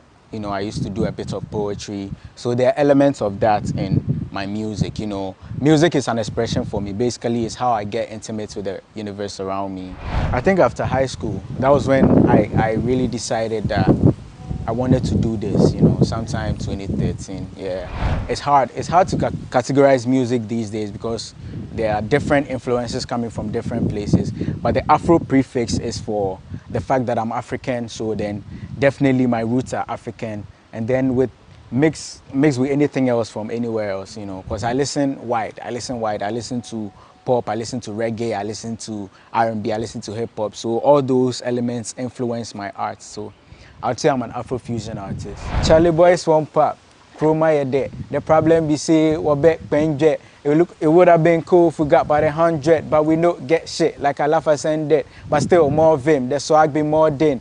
If nothing at all, we go fear 4 gin. That one know the cost to be like 4 gin. I hear say girls they take do abortion. I beg give be here say make nobody bore.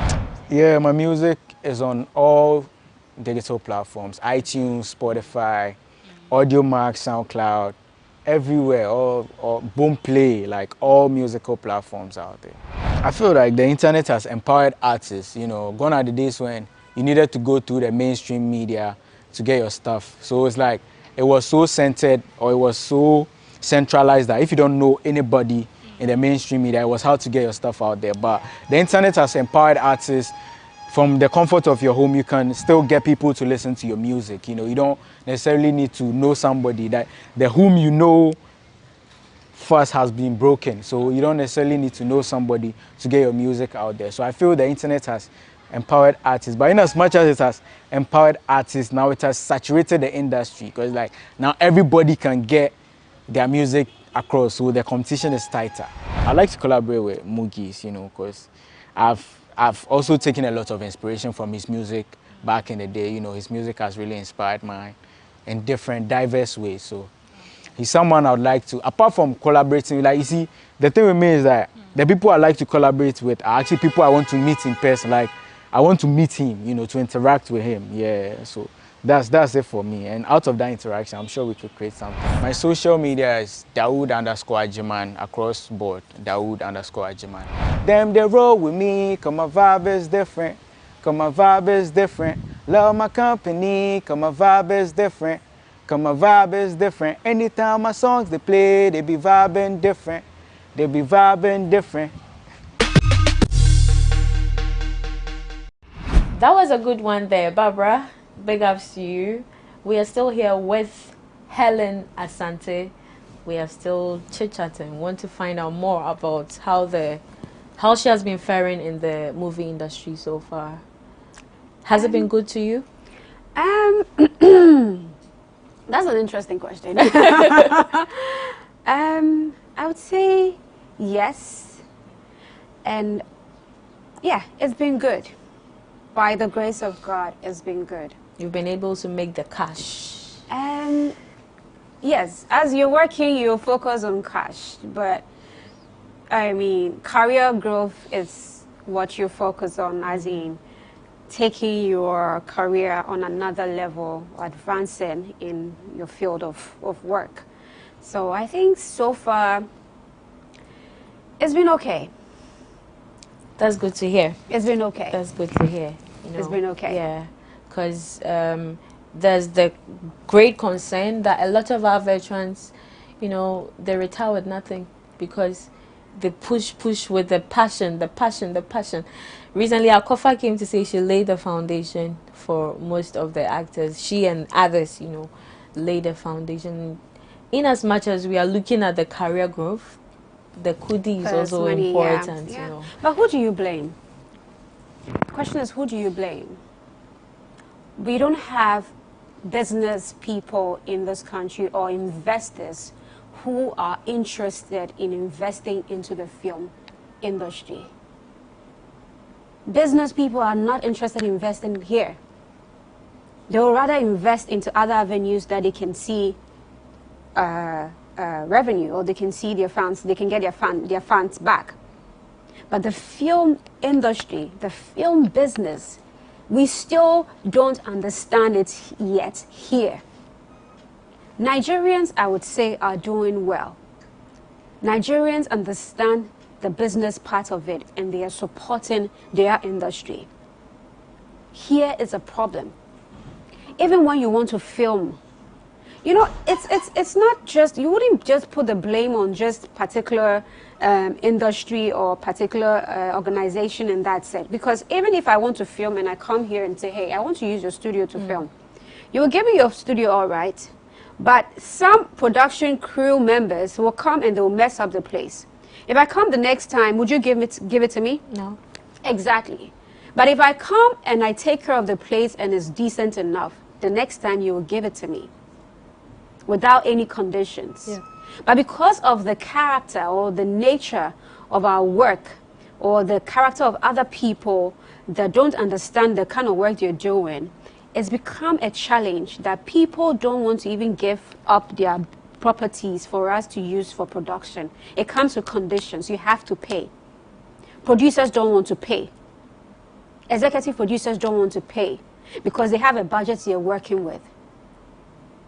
Thank God the government now has set up a National Film Institute or something, NFL, something. Authority. They are definitely going to put things in place. We have FIPAC, Producers Film Association. They're there. Ghana Actors Guild, they'll wake up someday. They'll wake up, they're still asleep, but they'll wake up someday at the right time. Some small organizations or associations are popping up. I believe strongly with time, things will change. But people need to understand that film business is a big deal. There's money in it. Bollywood wouldn't be Bollywood today if they didn't know there was money in Bollywood. Hollywood is making it because there's money. It's big business. We Africa here, we still don't understand it. We still don't understand it. So if bigger companies, now I'm happy the Access Bank has taken up producing TV series. This is what we're talking about. This is how we will grow. This is deep. This is so much for art. I think there's so you see the kind of ideas I have. I don't have time for social media, sell clothes, sell shoes. So I don't have that time. I'm sorry. We have bigger issues here. We have bigger pressing issues that is bugging us. Pressing issues that's bugging us. It's not about shoes. It's not about selling clothes or soaps, lighting soap or whatever soap. It's not. It's not. But that's what some people do to make ends meet. Okay, that's good for them. They have given up on the movies. Well, that's good for them. That's good for them. That's good for them. For me, the kind of brand I am keeping for myself, I am not retiring anytime soon. I think I'll be retiring at 101. Yeah. When I'm 101, I'll be retiring. So help you God. So help me God. The good thing about being an actor or an actress, at whatever age, when you have the passion, you can start it as a career. It has no expiring dates to it, unless you don't understand it. That's it. And some of our veterans, excuse me to say, did not understand the field they were in. Because no matter the age you are now, repackage yourself. There is no expiry date to you. Are you saying some of them have retired early? I think so. They've given up. But if you rebrand yourself and repackage yourself, you still have your contact. You still know the same producers who are producing. When you look, being an actor is a whole package. It's a whole package. You need to be able to maintain yourself. You need to keep up. That is why it's not small money. That is why it's not small money.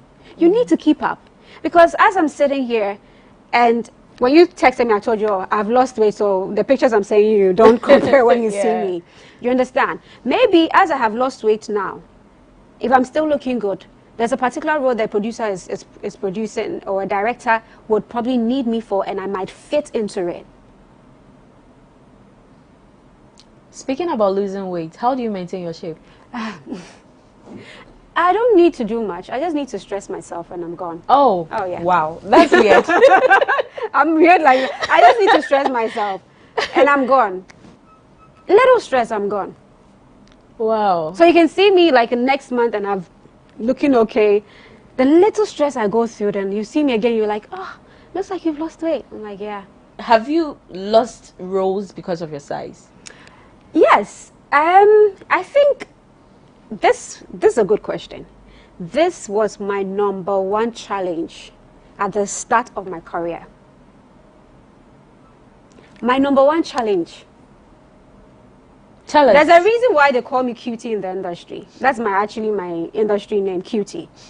And I say I'm the cutest actress in Ghana. Sorry. Wow. Yeah. It was a problem. It was a big problem because they could not just see me to play whatever role that that I know that I can play.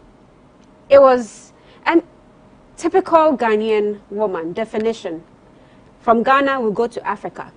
Typical Ghanaian woman is yeah. I mean, it got to a point people didn't even really think that I was a Ghanaian. I thought I'm a Ghanaian. Unless I say I'm Helen Asante, they'll know, oh, okay. But I didn't think I was a Ghanaian because I didn't have the back, I didn't have the front. And a typical Ghanaian woman, at least you should have one of those. And me, I'm flat. So, I mean, look at you sitting there. You're a typical Ghanaian woman. You can pass for a Nigerian woman too. Because Nigerian women are big bones, or Nigerian guys, or Nigerian actually are big bones. So that mentality, you can be big bones, but you may not be old. You may be young. But here, our mentality, which you mentioned, is, okay, anybody that is, big bone is considered matured or is old. But the person may not even be matured. So typically, give that person the matured role. And give this person looking like a 16-year-old a child role. So it was a big deal. I struggled through. I struggled through. It got to a point I'm like, I need to get out of this country because they don't appreciate my size here. Oh. It's only Hollywood that will appreciate my size because Jada Pinkett is my size. Oh yeah. And it's not about your size. It's about the character you're playing. And when if you're giving me a certain character and I'm costumed, by the time I'm done with makeup, hair and everything, you will not even think it's me. Yeah, true. If I go off all this makeup, all this hair, all this look, I'm looking like a 16-year-old. But if I have to play a character and I dress up in the character role, I look the part. But at the time, they didn't get it. It's either you're light skin or you're heavyweight champion. Yeah. They didn't get it. So that could pass as one of the challenges for women. Now let's come into that. You have starred you have starred in movies like Adam's Apple, Crime to Christ, In the Eyes of My Husband, About to Wed, Love for Rent. A whole lot. Yes, couple I can't even remember. Yeah. So through each set of these movies, what can you say as some of the challenges that women go through as far as shooting movies in Ghana is concerned? You know, the challenges varies. It depends on, because for me as an individual, I'll speak for myself. Other people have had different challenges that maybe I haven't had yet. But, you know, filming, it's not child's play. As we're sitting here like this, if it was a film production set, you know, we could actually spend 1 hour doing one particular scene. 1 hour doing one particular scene with no ACs, and you have an HMI bounced on you. 1 hour. And imagine you're a lady going through your cycle and maybe you have a little challenges. You can't, but you've taken money and you have to be on set, and you have to struggle through, and you're sweating. It's not easy. It's not easy work. It's not an easy job. And when you're going through, you know, as women, apart from your cycle challenges or your body changes, or you have certain health issues here and there, you also do have maybe some responsibility coming from home, or you're dealing with some emotional trauma. But you have to be on set, and at that point, you need to play that character. You need to read your script, memorize all that script, and you have some broken heart somewhere, or you have some emotional issue you're dealing with, and you have to split that. A party girl.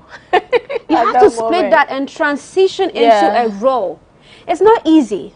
Ghana here, we take emotional issues lightly, and it's not. We take it lightly. It's not easy. What are you doing at the moment? No, before that, you mentioned in one of your statements, you were talking about emotional and have you had a broken heart before? Oh yes, I have. You want to share? I think I shared that on Stacy's restoration a couple of years ago, her very first episode she did, and yeah, it wasn't easy. It wasn't easy. I understand, and just recently, I actually even started going through one again, and I'm like, okay, not again. Wow. So, I mean, it's part of life. It's part of life, but it takes a toll on you. It takes a toll on you. And emotional issues, it's something, or let me just say, there's another medical term for it. People that deal with... is it depression? Depression, petty anxiety issues. I think low self-esteem can lead to depression as well. And yeah, all these kind of emotional traumas we should really take it serious in this country, because it's not easy. Because I remember my first heartbreak, I didn't know what to do. But thank God I had friends around that I could actually talk to. And me, I'm one person that when I cry about something and I talk about it, no matter how many times I repeat it, just allow me to go. This is how I release. This is how I release. But how about other women who have gone through that and haven't had any form of support and have lost their lives, taken their lives, ended up in the psychiatric hospitals? Even if you're a married woman and you hear that your husband is cheating on you, or another girl is trying to take your husband away from you, that instant pain you feel in there can lead to a heart attack. It's not easy. So in your case, it was cheating? Yeah, it was cheating. It was lies. Wow. Yeah. He was actually married and he didn't tell me. Oh, yeah. No. Yeah. This thing. And he didn't live here. It was a long distance, and he comes and he goes. And he was actually married there, and I had no idea. And this is somebody you Skype with. That time it was Skype. The era of BlackBerry and Skype. And he was able to hide it perfectly well. I Skype with him when he's at his mom's house. I Skype with him when he's in the house.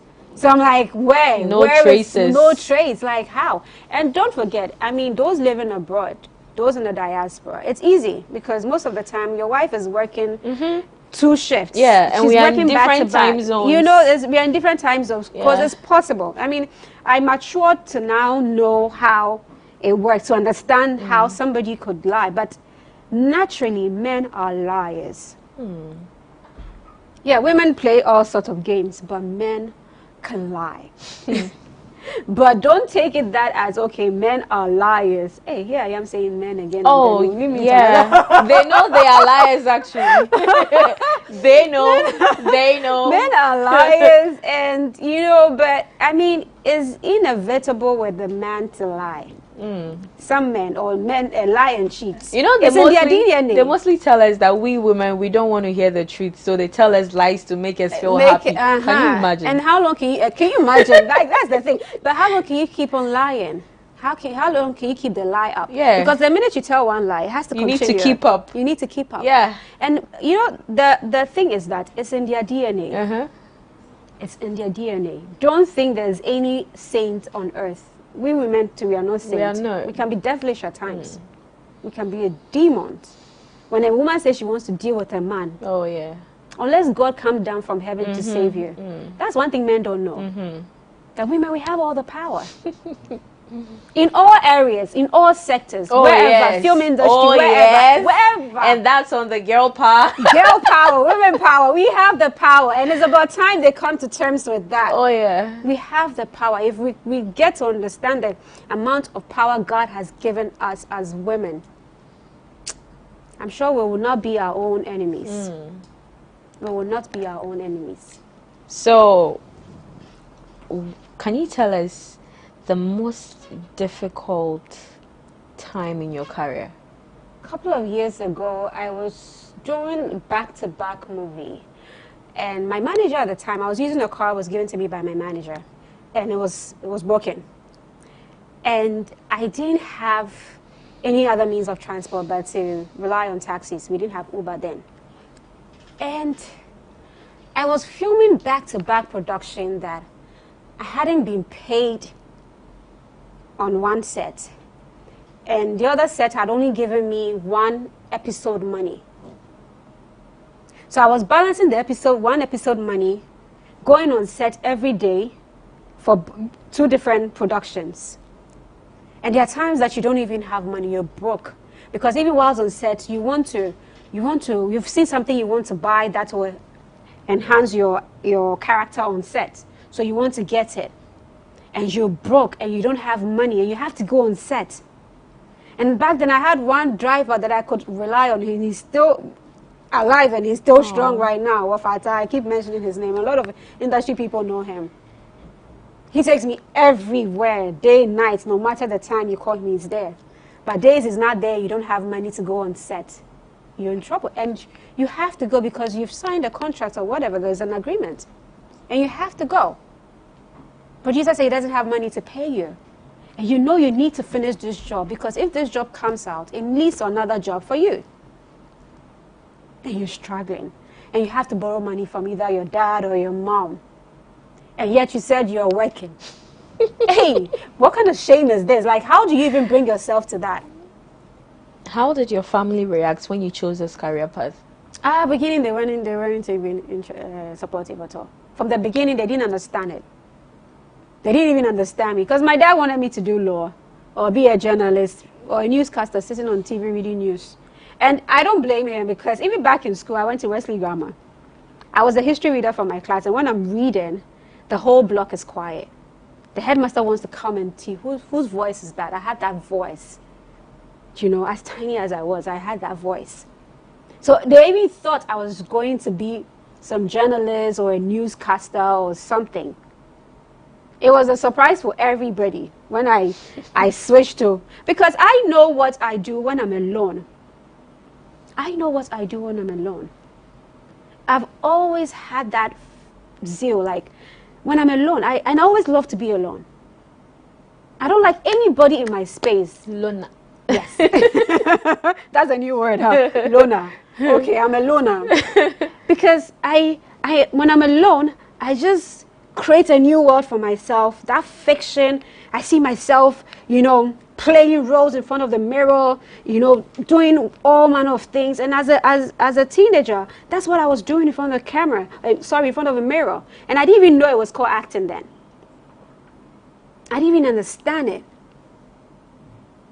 So I knew what was inside me. I knew what I was feeling, the passion I was feeling towards whatever. And fortunately for me, I had this friends who were Liberians. You remember we had the refugee camp in Bujumbura.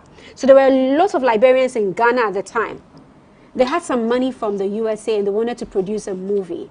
That was my very first script I had. And it was a lead role. How do I do this? I'm like, what do I do? They said, oh, you just need to read the lines and, you know, you just say it as it is. And here, I mean, mind you, I've already been creating stories by myself, playing roles in front of the mirror, and now here it is that I have this first script and I need to do exactly what I've been doing in front of the mirror here. So I just remembered, okay, if I can do it in front of the mirror, I can do it. And that was it for me. That was it for me. Okay, so what else do you do aside acting? I'm currently at GIMPA.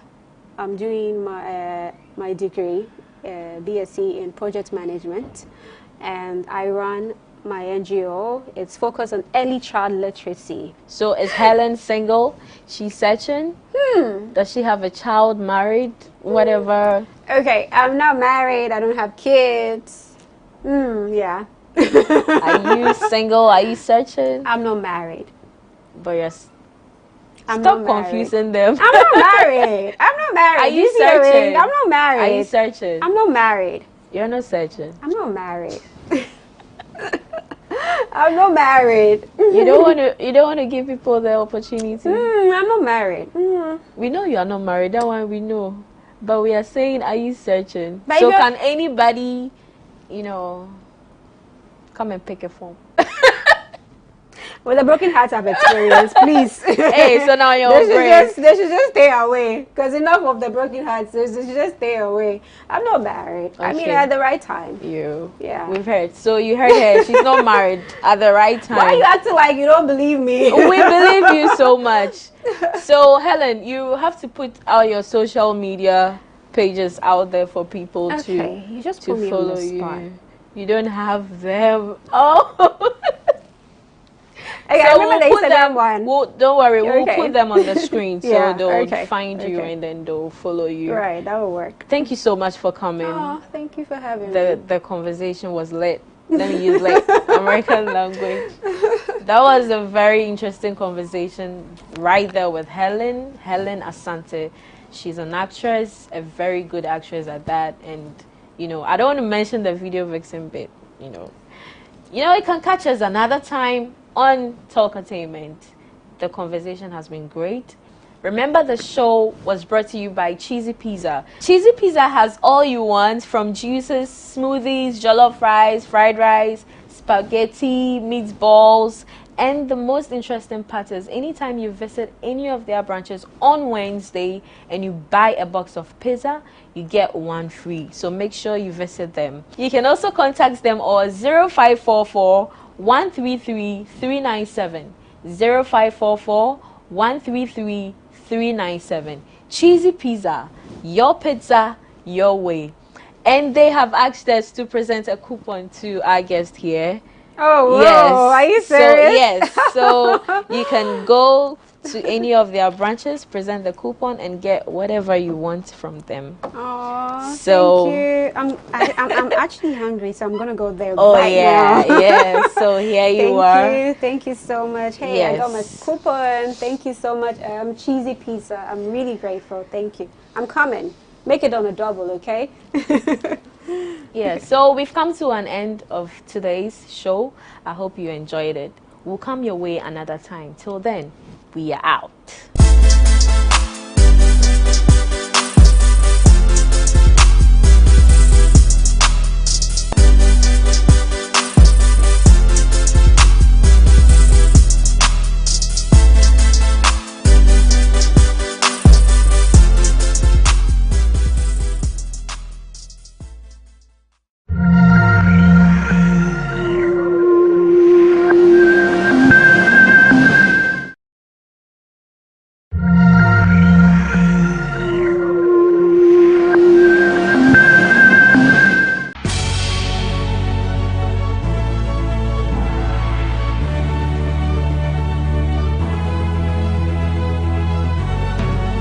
From the dawn of time, people have engaged in several businesses. With the onset of technology and innovation, life has relatively been made easier. By using debit or credit cards, mobile banking. Thank you. And your favorite, mobile money? tech has indeed married business. On BizTech, we spend time with faces behind known and upcoming businesses in the country. Learn more about the new technologies and innovation, as well as find out about the trending issues in the world of business. Join us as we serve you with a variety of compelling interviews, projects and others right here on GhanaWeb TV.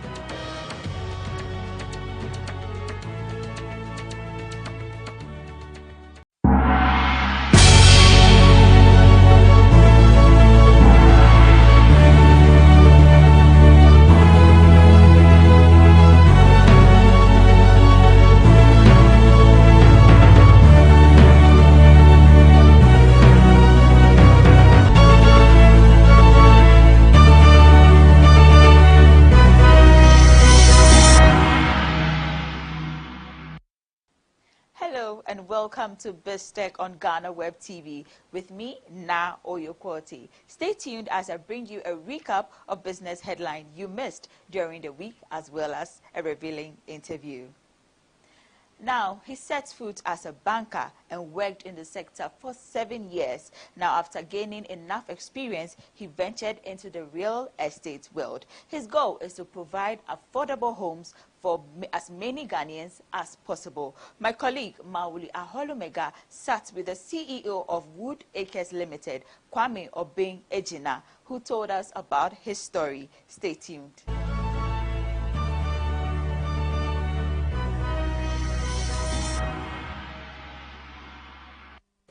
He's a young man who worked in a bank for 7 years and then suddenly decided to quit and venture into real estate to support Ghana's affordable housing sector. But before I introduce my guest for this week's edition of BizTech, we'll take a quick break and we'll be right back. My name is Mauli Aholumega.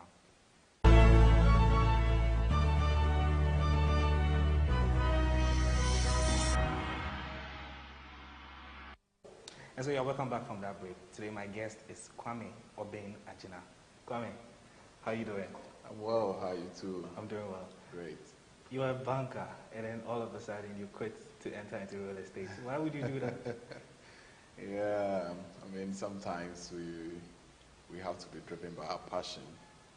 And I think real estate is something that I'm so passionate about. And that's where there are a lot of problems that needs to be resolved. So basically, that's the reason why I decided to move in from banking. Okay. But some will argue that, okay, you're a banker, it's quite lucrative, there's a lot of money there in real estate. Is there a lot of money in real estate? Well, if you can say there's a lot of money in banking, and bankers are looking for the real estate people to bank their monies, then you can imagine where the money is. But, I mean, for everything there is an opportunity cost. Okay. So yes, there was money in banking, like I was doing quite well, but I think that I can achieve a lot more with real estate. Okay. Right. Reading a little bit about your profile, I learned you did your national service at the Ghana Home Loans. Yes. Yeah. Was that part of the decision for you to enter into real estate? Because I know the Ghana Home Loans, they offer money to persons who want to have mortgages and all that.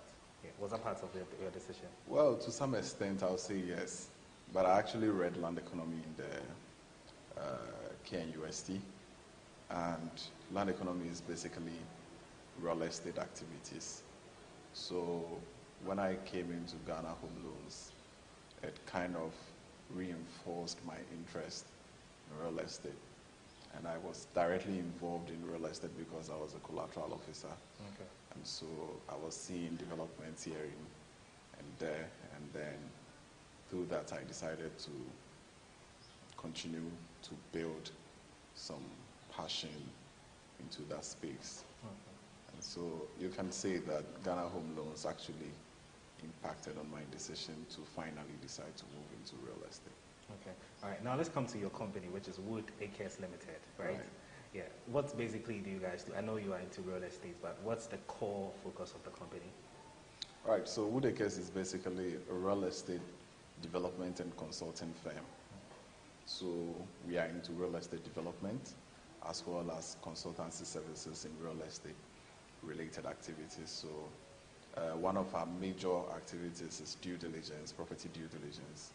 We realize that when people are buying properties in Ghana, if you don't take care, you end up buying property that has been sold by the person who doesn't own it, and land litigations and all that. So we have a team that is able to do an in-depth analysis of the property you are buying, who you are buying it from, where it is, to be able to uncover every truth you need to know before you buy the property. Apart from that, we do valuation services as well, because I'm a chartered valuer. Okay. So you're able to, we do valuations for banks, for insurance purposes, and for people. Then we also advise real estate developers to be able to carve the right niche to be able to meet the market expectation. So if you are targeting the middle class, then you need to be able to meet some price points with some kind of facilities that are supposed to be in the property. So those kind of consulting services we do. And then one of our greatest focus, which is something that I'm so passionate about, is the affordable housing, where we are looking to find innovative ways to bridge that gap. Because there's a lot of housing supply in Ghana, and most of them are towards the high end and the upper middle income. But nobody, or very few people, are targeting the lower middle income and then the low class, and also the informal sector. It's very difficult for them to get access to mortgage and those kind of financing. So we are coming in with a lot of innovative ideas based on years of research that we have done. Okay.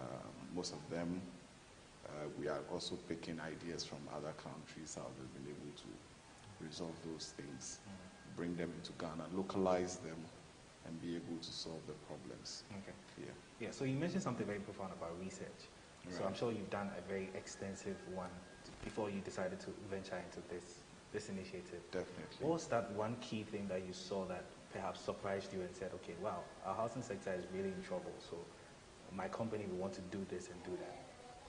Well, one of the things that I'm always worried about is the fact that our country has over 60% of our population being in the informal sector, but we don't have schemes available to take care of their needs when it comes to housing. Because if you go to any bank for a mortgage, you must have some 3 months pay slip, 3 months bank statement.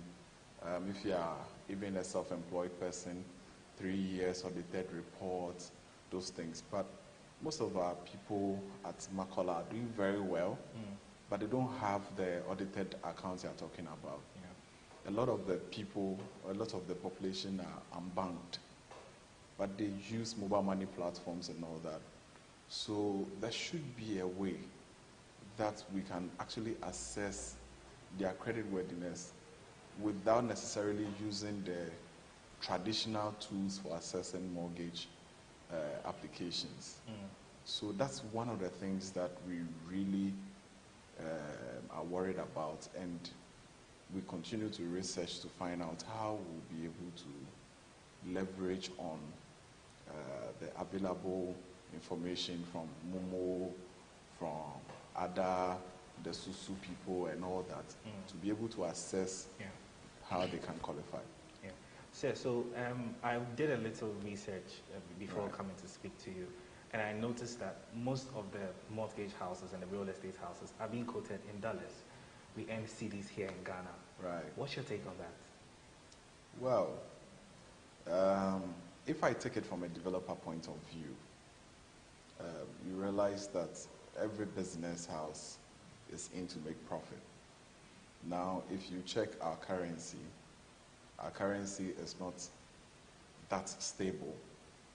It keeps fluctuating when it comes to its strength against the dollar and the other foreign currencies. So most of the real estate materials you import with hard dollar. So you have to make sure that your incomes are hedged against those kind of fluctuations. And that's why most of the people quote in dollars. It's not too wrong to do that. But in the end, the consumer is the one who suffers. So it's actually based on the macroeconomic factors that impact on our country's economy. That's why a lot of people are doing these things. But if we had a stable economy, I'm sure a lot of the people would have been quoting in cedis. Our projects, we quote in cedis. Okay. Yeah. All right. But the Bank of Ghana also came out and gave issued a directive that we should not be quoting properties in foreign currencies and all that. Yeah. Do you think what's the thing that you think we should be able to do to solve this problem? It's one thing issuing directives, and it's another thing trying to understand how your directive impacts on the people who are going to adhere to those directives. You understand? Because if people are not getting cheap source of funding even from Ghana, some of these developers, they borrow from outside in dollars, and then they bring it to the country. They are paying their loans and interest in dollars. So their incomes must be hedged. So if you come up with that directive, which is a very excellent directive, then you have to also try and find ways to resolve the issues on the part of the developer, where you are putting in measures to stabilize the currency. Once the currency is stabilized, and 1 cedi is equal to $5, or $5 is equal to $1 is equal to $5, 5 cedis. I see no reason why, if that is going to continue for 1 year, I would want to price in dollar. You get it? Okay. Yeah. So most recently, the land minister, the housing minister, I beg your pardon, had come up with some figures, and he said about 60% of the population would, even with government assistance, will not be able to own a home. Isn't that troubling? Well, I'll be happy to understand the basis of that, but I think that we can be innovative about it. You get it? Elsewhere, people are using social housing schemes to be able to bridge the gap for those who are in the vulnerable bracket, the people who can afford. We are looking at what they can afford, and we are doing for them. So I don't think that a whooping 60% of our population cannot afford homes. And that's very troubling. Yeah. But I don't think so.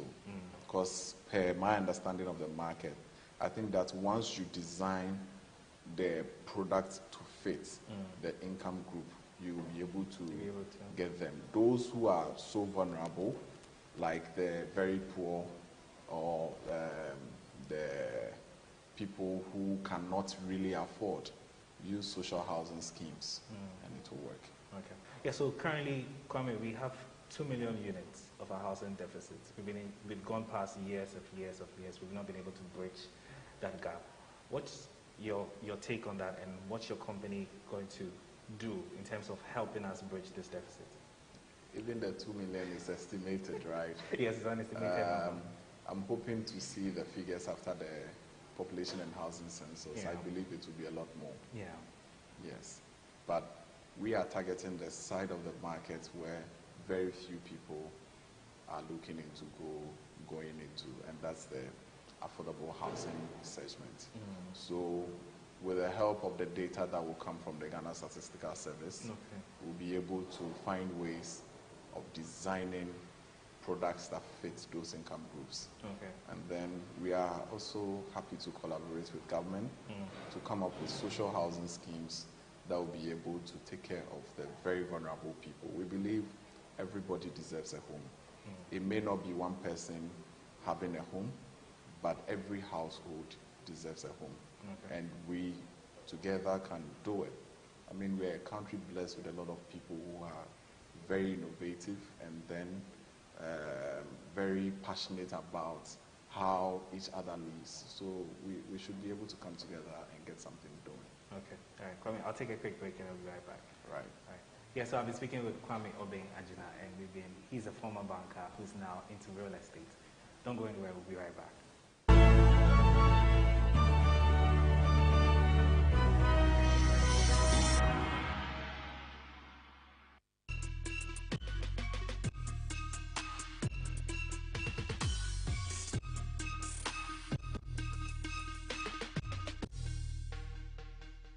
So yeah, welcome back from that break. Kwame, it's been a very interesting conversation so far. Now I want to get into your company, which is Wood Acres Limited. I understand you are doing something for the Ghana Registered Nurses Association. Can you tell us about that? Right, so our partnership with the Ghana Registered Nurses, Ghana Registered Nurses and Midwives Association is basically for them to have flexible ways of purchasing land and also houses.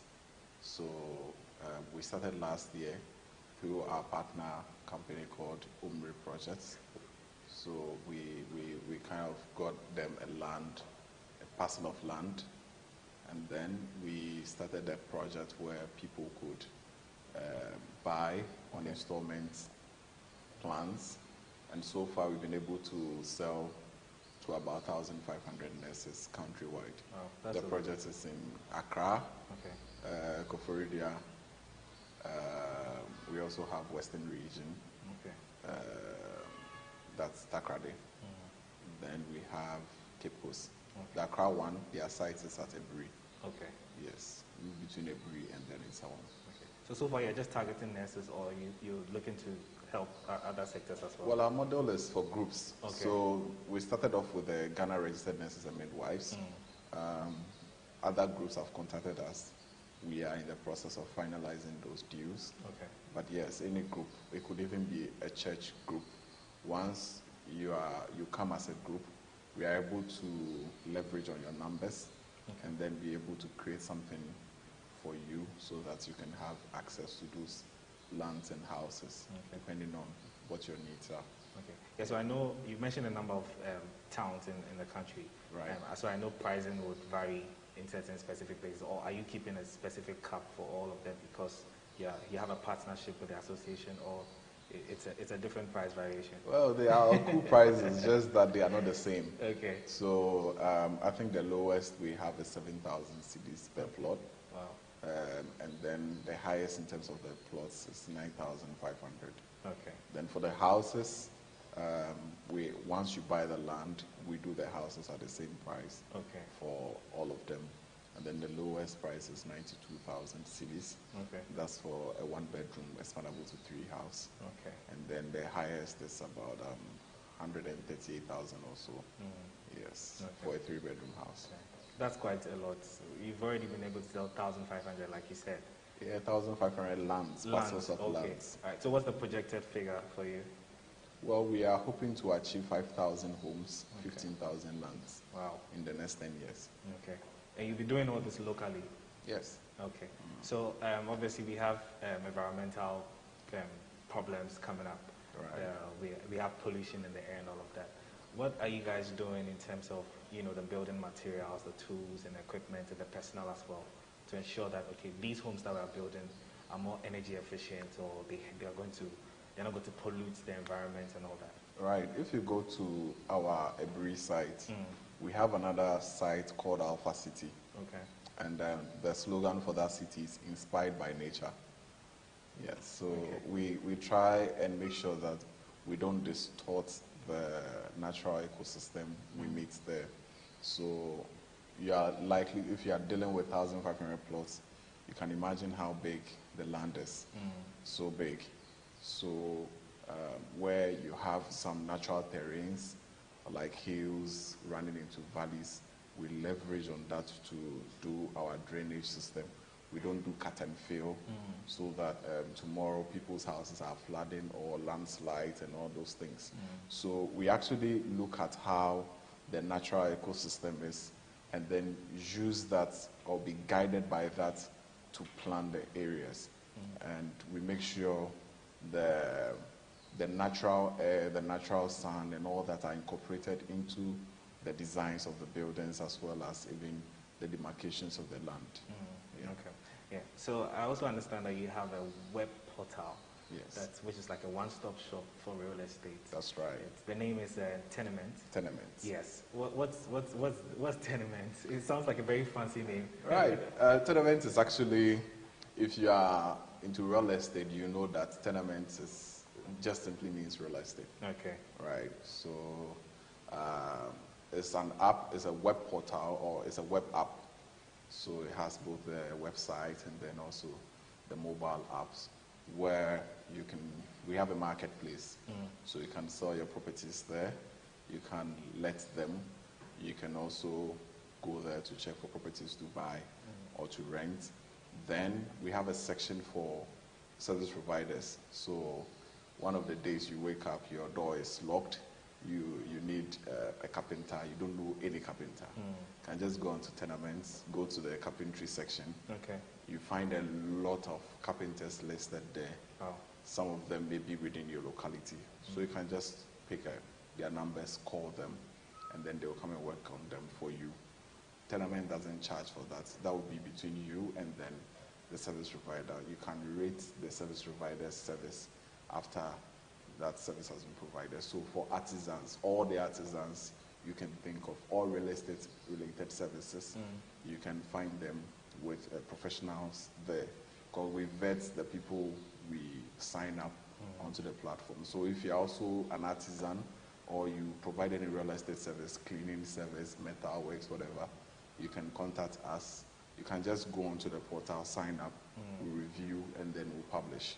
And that will be there. Also, when people are looking to buy properties with mortgage, it's not only one bank in Ghana that does mortgage. Yeah. And people have to be working from one bank to the other. You can just go into Tenement, apply, and then we have partnered with so many of the banks. Okay. So once you apply, we review your documents, your application from here, and then we can tell which of the banks you qualify for. Your application will be submitted through our seamless platform, Tenements. And then the bank will see it, they will make you an offer through Tenements. So you don't have to go to any bank. All the banks, you can have offers from about 3 banks, all on Tenements. You choose the one that you are okay with, and then you can close your deal. Okay. So that's why it's a one-stop shop. You can start from searching the property, buying with a mortgage, and then when you are even in the property, maintaining it, getting services and all that, you can get them from Tenements. Okay. Yeah. So obviously, we are almost wrapping up. Right. Finances are very, very important. Have you had any government institution say, hey, we like what these guys are doing, they're moving in a very good direction. Right. We want to support them? Well, not yet. Maybe they are thinking about it. Okay. But would you like that to come? Well, I mean, if you walk alone, you only walk fast, but you don't get far. But when you work together with people, you go far. So we are open to those sort of partnerships and those sort of supports. Okay. Once they come, definitely we'll look at how they can help us move our dream to the next level. And we can achieve things, great things together. All right, we are open.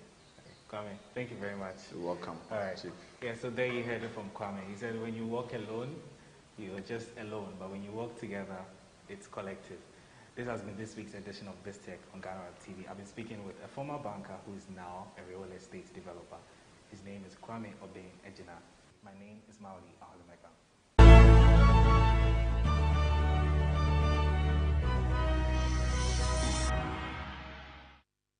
Thank you, Maoli, for this insightful interview. But up next, we have Tech Bits with Jefferson Seniaja.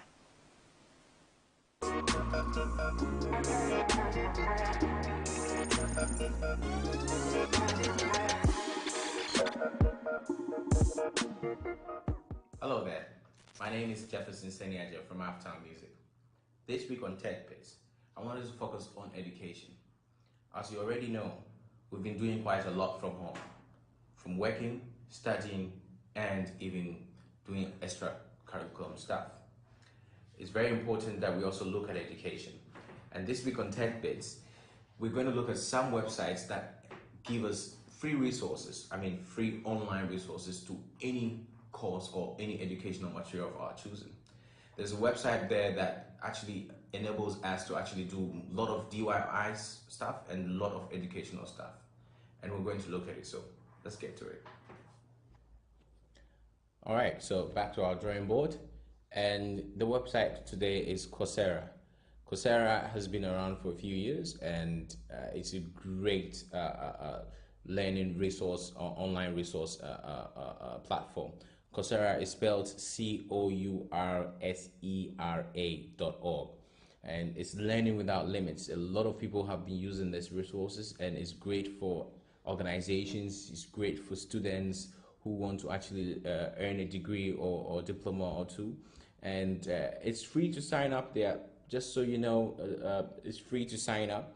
There's lots of available free courses, and there are paid courses too. So you just go to Coursera.org, scroll through, see what is available.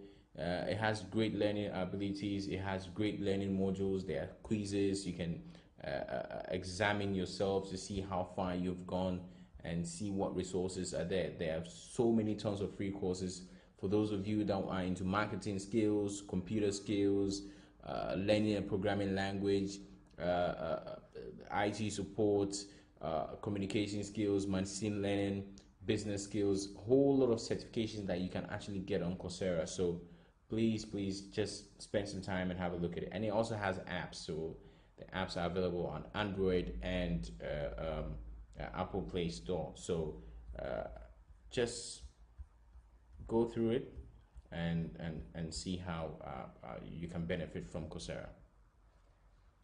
So that's it for this week. I'll see you again next time. Bye for now.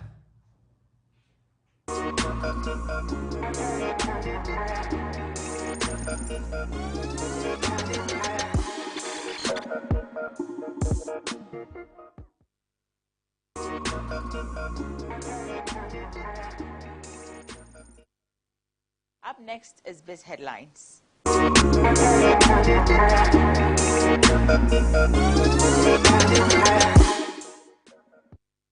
A Deputy Finance Minister, Dr. John Kuma, has debunked assertions that funding for government's Agenda 111 project will only come from the Ghana Infrastructure Investment Fund. His comments come after a section of the public and the minority in Parliament raised concerns over the source of funding and the earlier announced cost for the project, which was pegged at $100 million. Kuma clarified that the GIIF will only serve as a special purpose vehicle for government to mobilize funds to commence the project, which has already started at various stages with the aim of improving healthcare delivery in the country. Government has stated that it will withdraw the entire $1 billion made available in the form of special drawing rights allocation by the International Monetary Fund to support economic recovery. According to a report, Finance Minister Ken Ofori-Atta made the revelation indicating that the funds will go towards supporting key areas of the economy in a bid to fast-track growth. He adds that government is also considering directing some of the funds towards its ambitious Ghana Cares program. Ofori-Atta, according to the report, said the funds will also critically go towards improving revenue mobilization efforts and digitization of the economy. The Ghana Union of Traders Association has stressed that attempts to remove the benchmark value reduction of 50% on some selected imported items will adversely impact the trading community. The benchmark values are references that customs use in determining standards on imports meant for clearance at the country's ports. Reacting to the move, President of the Union, Dr. Joseph Obeng, described the attempt as suicidal on the trading community, which he says is already grappling to survive in the midst of a pandemic. He said it has come to the notice of the Ghana Union of Traders Association that the government intends to remove the 50% reduction of the benchmark value, which was introduced a few years ago, to alleviate the plight of the trading community as well as save businesses in the country from imminent collapse. Vice President Dr. Mahamudu Bawumia has said government plans to, by the end of October this year, introduce a mobile app to shore up its efforts in filing and collecting taxes. According to him, the move is aimed at increasing domestic revenue mobilization, tax compliance, and enforcement made easier towards the contribution of domestic revenue to the nation's GDP. Speaking at the launch of the Revenue Assurance Compliance and Enforcement Initiative in Accra, Dr. Bawumia said the Ministry of Finance and the Commissioner General of the Ghana Revenue Authority is working with the Economic Management team have initiated on the mobile application. I am happy to announce that the mobile application for the simplified filing of taxes should be ready by end of October this year. The idea is to have a mobile app where an individual or enterprise will have to input just a few pieces of information and tax due will be automatically calculated for you, and you can pay on your phone and receive a receipt immediately, the Vice President explained. Citizenship Limited is to pay $478 million to the Bank of Ghana after the latter won an international arbitration against the former. In 2017, Citizenship took the Bank of Ghana to the London International Court of Arbitration over the termination of the master agreement for the Ghana retail payment systems infrastructure by the government. Also, Citizenship is to make a substantial payment to the bank in respect of its legal fees and costs of the arbitration, the court ruled. The Citizenship Limited was awarded 4.6 billion Ghana cedis contracts to enhance interoperability in mobile money transactions across telecom networks by the Bank of Ghana. That's it for BizTech this week. Thanks for sticking with us. But for more news updates, go to www.ghanaweb.com. Also get interactive with us on all our social media platforms. We are at the Ghana Web on Instagram, Twitter, and Facebook. Also subscribe to our YouTube channel, GhanaWeb TV. My name is Na Oyokote. Have a great weekend.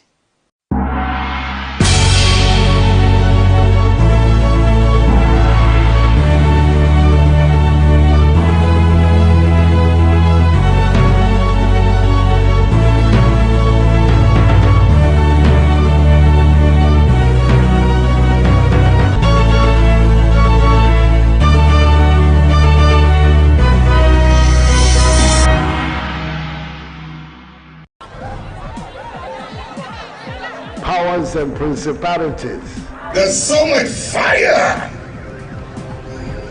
inside me. Tragedy struck when part of the largest hillside at the kosher rubbish dump collapsed.